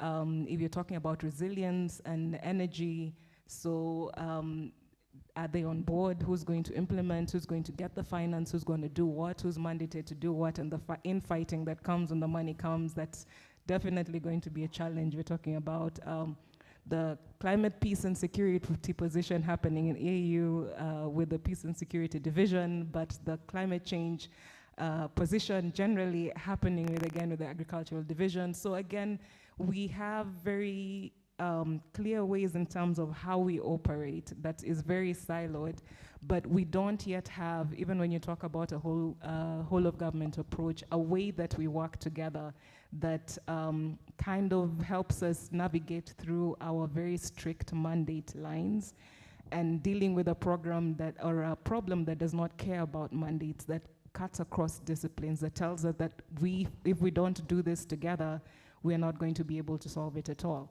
So I think the challenge for us is to figure out, it's not just enough that we agree that this is an issue, it's going to have to be for us to figure out how then do we solve this issue from our different lines, even though it might leave us out of the loop, so to speak. So I might be able to define the problem really well, but the solution might not be with me, and I need to be okay with that. So those are some of the difficult conversations that we might have when we start talking about implementation on the climate security agenda from a programmatic perspective. Thank you very much. Yeah, thank you. So for me, I think, one, I'm happy that these discussions are happening. So I come from the academia and also science, and one of the things that we do is sometimes we generate evidence at a very fast pace, and there's no supporting framework, as had been mentioned.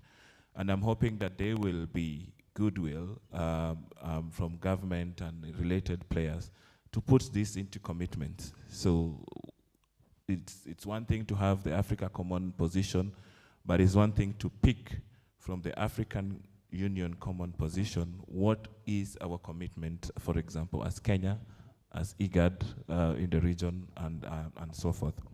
The other thing that I always say is that as we continue to look into or to face the threats that climate change poses, and now within the humanitarian development peace discourse, one thing I've realized that it's important to share information to inform decisions. I really don't want to add anything there. I'll just leave it at that. Thank you. Thank you very much to all our panelists. I think for me, there's probably one thing that I feel misses out on sort of on the priorities, and I think I would want a situation where the biggest or the greatest capabilities of humankind are brought to bear to deal with the biggest challenge that we have. And for me, I think technology and innovation is one of the things that I thought I wanted to see more of, you know, when I looked at, you know, at that declaration. And so that would be my piece. And so towards a common position on climate security for Africa, is it possible? I think the answer is affirmatively yes. How do we get there? We get there because, or guided by very clear principles, by a very clear set of priorities, by a clear appreciation of the costs and benefits, by an appreciation that there are diversities even in the common, but most fundamentally by appreciating that collective action is a complete imperative, that it's something that we must all do together. We either, using your words of the sun shining, you know, upon all of us, we either swim together or we sink together. And we really want to swim on this huge, vast ocean that the Creator has given us, I think we want to swim together. And so I want to thank again our panelists. Please join me and put your hands together for all these great people. In conclusion, there is a statement on climate change, peace, security, and stability in Africa. It's a 2-page statement. What it does is it embodies broadly what this conference has put forward in terms of proposals. It acknowledges for sure the ever-growing adverse impact of climate. It is concerned about the security-related challenges arising from climate. It notes that current global efforts at tackling climate are inadequate. It recognizes how the continued impacts of climate are undermining the realization of sustainable development goals. It emphasizes the need for us to work together through diplomatic, developmental, and defense approaches. It implicates various frameworks, including the UN Framework Convention on Climate Change, as well as the Paris Agreements, among others, in making really the case for us to be able to mobilize greater climate financing for peace in Africa, and to build greater resilience and adaptation mechanisms. And so broadly, this is the statement before us. I believe it has been circulated. I want to see by way of show of hands whether we can associate ourselves with this statement ahead of its release. I think we've got a good show. Thank you very much. Thank you very much, and thanks, James.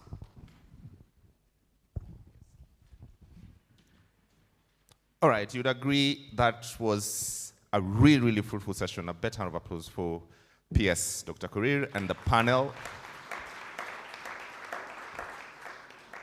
And now, ladies and gentlemen, we're just about to get to the tail end of our conference today.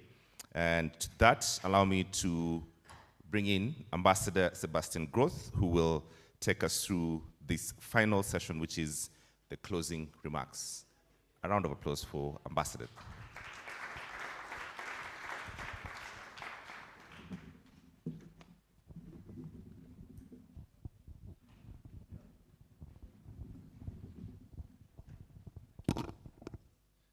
Thank you very much, James, and thank you very much, ladies and gentlemen. You still being here proves that Kenya is the country of marathon runners.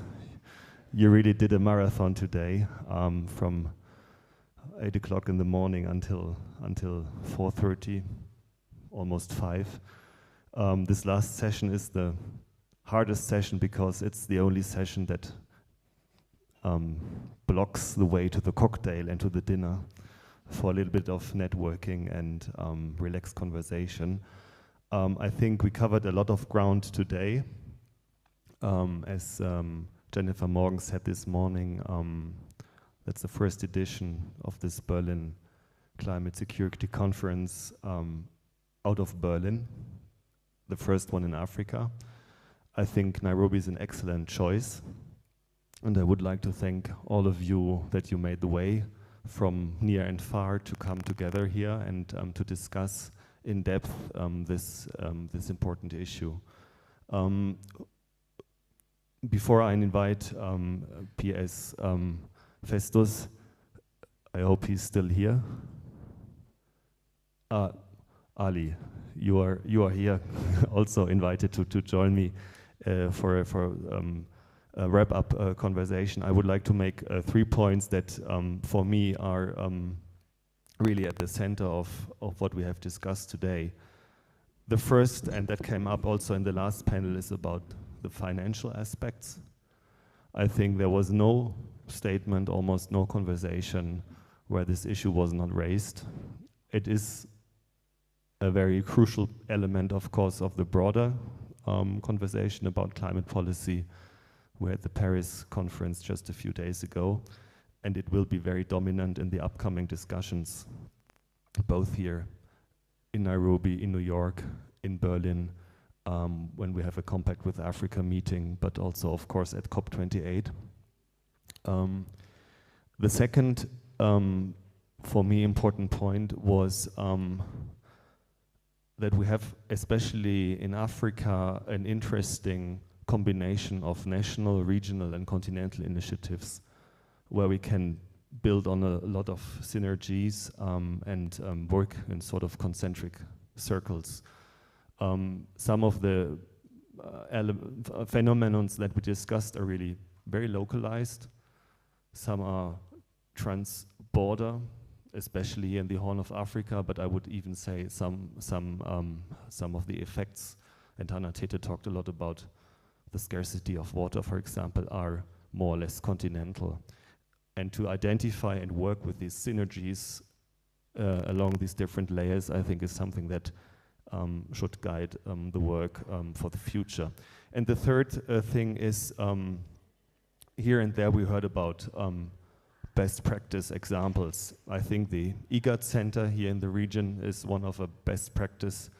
Another one that came to my mind is one that where the German government is helping a little bit also to bring it forward. It's the Lake Chad initiative, where we bring together the local governors around Lake Chad. Not the highest level of government, but the local governors, and this helps a lot to mitigate conflict and to manage the scarce resources in this eminently important water basin. So these would be my 3 points, but I think it would be even more interesting to hear from my good friend Ali. What are his takeaways? You all know Ali, he's the climate advisor to President Ruto, but also the chief negotiator. We met 2 or 3 months ago, I think, and had a very intense discussion in the very early stages of your thinking about the climate summit. I remember this very well, and you have excellent links also to Berlin. Sometimes he knows better what is discussed in Berlin than I do, so it's always worthwhile to exchange. I'm very happy that you are here, and without further ado, I'll just join you and give you the microphone and ask you for your takeaways. And welcome, please, Ali. Thank you very much. Well, thank you very much, Ambassador Sebastian. Good to be with you always, and thank you for all the support. Good evening again, colleagues. As Sebastian has said, it's been a long day, and we are all here just a testimony to the interest that this subject excites amongst all the people here. I think we have had very excellent presentations from different experts, from experiences. It was very informative, really, to hear the different challenges that the practitioners are facing in different parts of the world and different parts of the continent. And the knowledge that has been shared here was really amazing. And of course, we've heard that climate change is a risk multiplier. This is the reality. We're living in what we are calling the new normal. As we discuss climate and security and peace issues, we should always remind ourselves that there are many hundreds and thousands of people who are currently facing the real reality of conflict, forced displacement, and being pushed out because of actions and activities not on their own making, and they require solutions. The conflicts and the challenges that many of these communities are facing really, it's not because those communities hate each other. I had the interesting definition that someone said about when he asked some of the community leaders about what peace and security meant for them. So the Murules, I think it was the community in southern Sudan, they said, or was it the other group, they said extermination of that community was what peace entailed for them. And what security meant for him was additional guns. I don't think that's really the issue. Really the issue is the competition and the survival that each of the different communities are being pushed to because of the reality of climate change that is causing all these conflicts. Those communities have lived together generations and generations and don't hate each other. Here in Kenya, we have similar challenges between pastoral communities, farmers communities. For those who live in Kenya, you probably have seen some farmers, chopping animals, camels who are being chopped into, bleeding all over the place because of trespassing, if I can call it so, into some farmlands. And people killing each other, of course, several times. It's happening over and over again because of the spaces of those communities is getting narrower and narrower because of the challenges of climate, the climate situation. So it calls for global solution, global action. It calls for solidarity from all of us to respond to this reality that our communities and ourselves are experiencing on a daily basis. And so similar forums like this one, where we keep on discussing the realities that we are all facing as a global community, will hopefully bring the solutions to address the triggers of these conflicts, which is really climate threats and climate insecurity. With regard to, of course, whether or not we'll be able to have a common position on this, I think, as I said earlier in the morning, the head of state of Kenya, His Excellency President Ruto, is currently the chair of the Committee of African Heads of State and Government. He's convened a very important summit that we are going to host here in Nairobi, the Climate Action Summit, the first of its kind here in Nairobi. And we are going to push the various agendas that will put on the table solutions, African generated solutions to address the challenges that Africa and the world faces. And we will try to put together, common positions that will help us address these challenges. I'm not promising that we will be able to have a common position on climate and security, but no doubt we will have a common position on climate action because we've had this in every other year, and under the leadership of the Committee of Heads of State and Government called CAHOSC, we've always had a common position as Africa, and despite us, the diversity and the differences in the economies of the continent, we've always spoken with one voice at the conferences of parties, and this year will not be any different. We'll take that message to different forums, to the UN General Assembly, to the UNFCCC COPs later in the year, COP28, and hopefully we'll be able to have the subject of climate, peace, and security incorporated in the outcomes of COP28. As you probably are aware, things like oceans, water, and even the financial reform agenda have never been in the climate discourse. But because of push by different governments, for the first time in Glasgow, we had oceans as an agenda item, and was so in the decision text.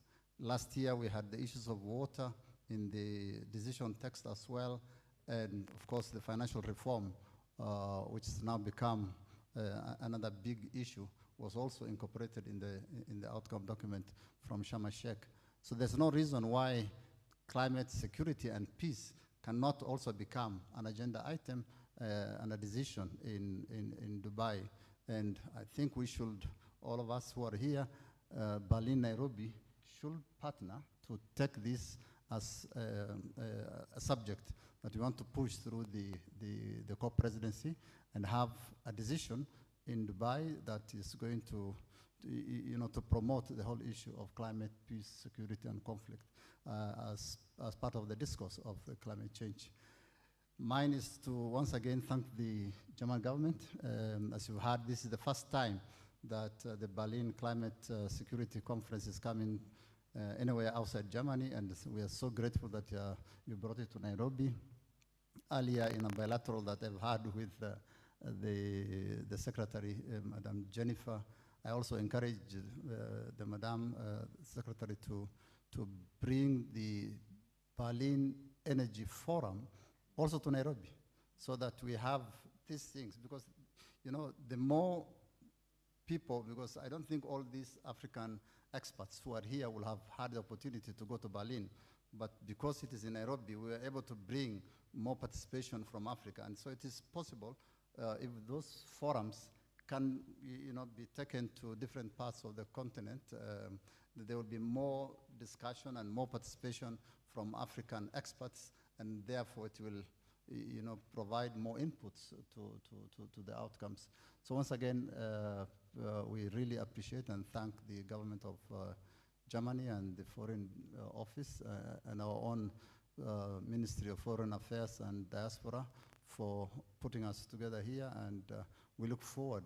We welcome the outcome document that the PS has just circulated. I think it is very well thought out. Maybe we should make sure that we take it forward in the summit in Nairobi and then push it further ahead so that it doesn't end just here. So thank you very much once again, and great time, and let's look forward to the dinner tonight. Thank you very much. Thank you very much, Ali, for this wrap-up and for your thoughts on today, but also on the bigger picture. I think if we recall how far we got with the discussion, I think it was also a German initiative in 2011 in the Security Council in New York, where we first tabled this subject in the Security Council against all odds. And still it is not a consensus position in New York. But we have a group of friends now that I think has more than 60 member states, including, of course, Kenya and a lot of other important African countries. And that's also a very big push factor for this whole discussion on the macro level.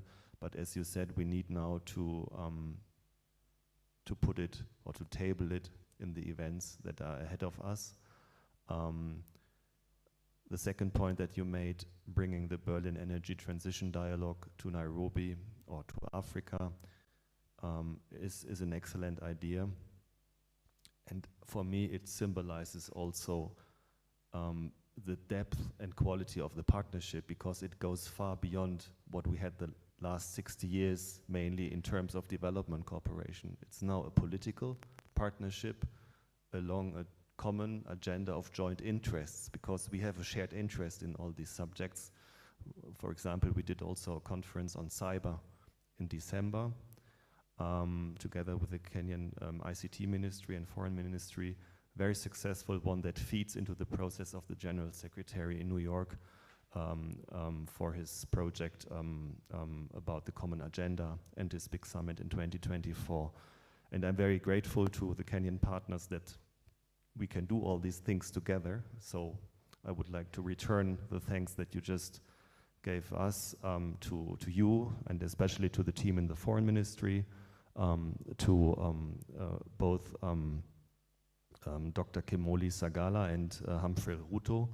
And I would also like to thank all my colleagues in Berlin in the Foreign Ministry, the colleagues from Adelphi who helped a lot, and a special thanks also to Alexandra Steinkraus and Lilith Gerlach, who did a lot of work behind the curtain, but who made all this possible here. So thank you very much. Thank you also, all of you, for coming, for bearing with us.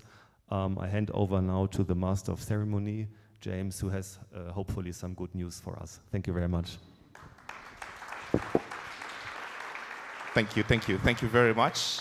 I'd like to thank you all for staying and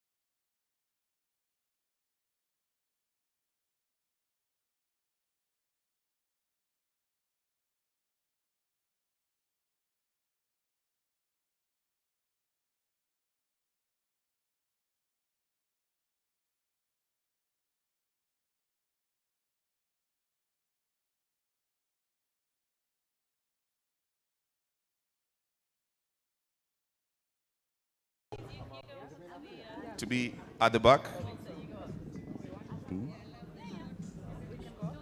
And the short people should be at the front. Let's carry this up.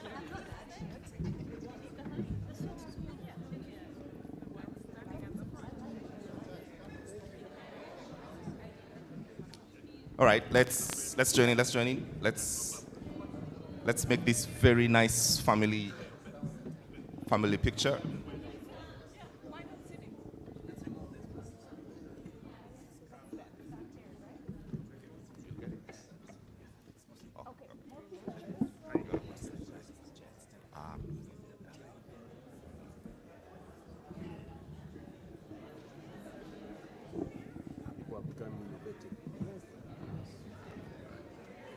All right, let's try and get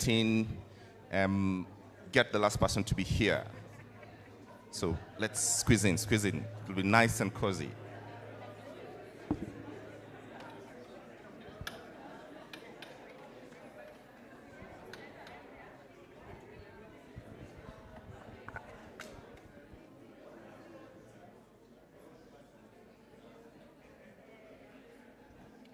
All right.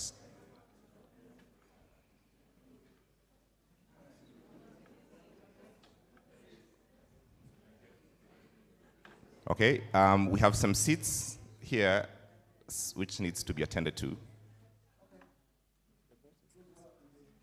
If you're two on the sides, please have a seat.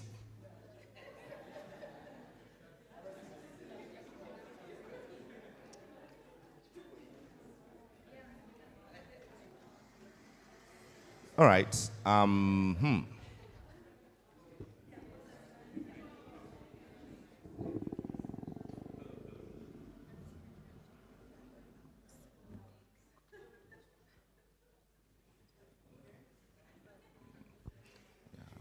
But I think we'll just do it with that. All right, friends, is that okay?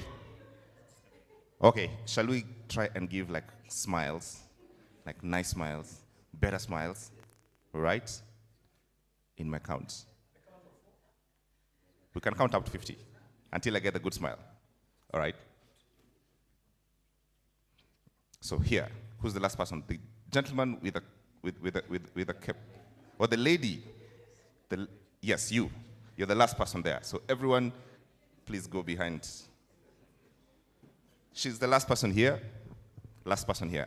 Her. Camera gets here. So everyone else, there. Here, where? The lady. All right? Everyone, like that. All right. Beautiful. In the count of 3.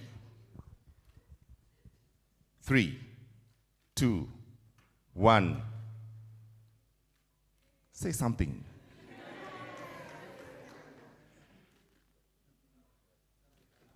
All right, thank you, colleagues. Thank you very much.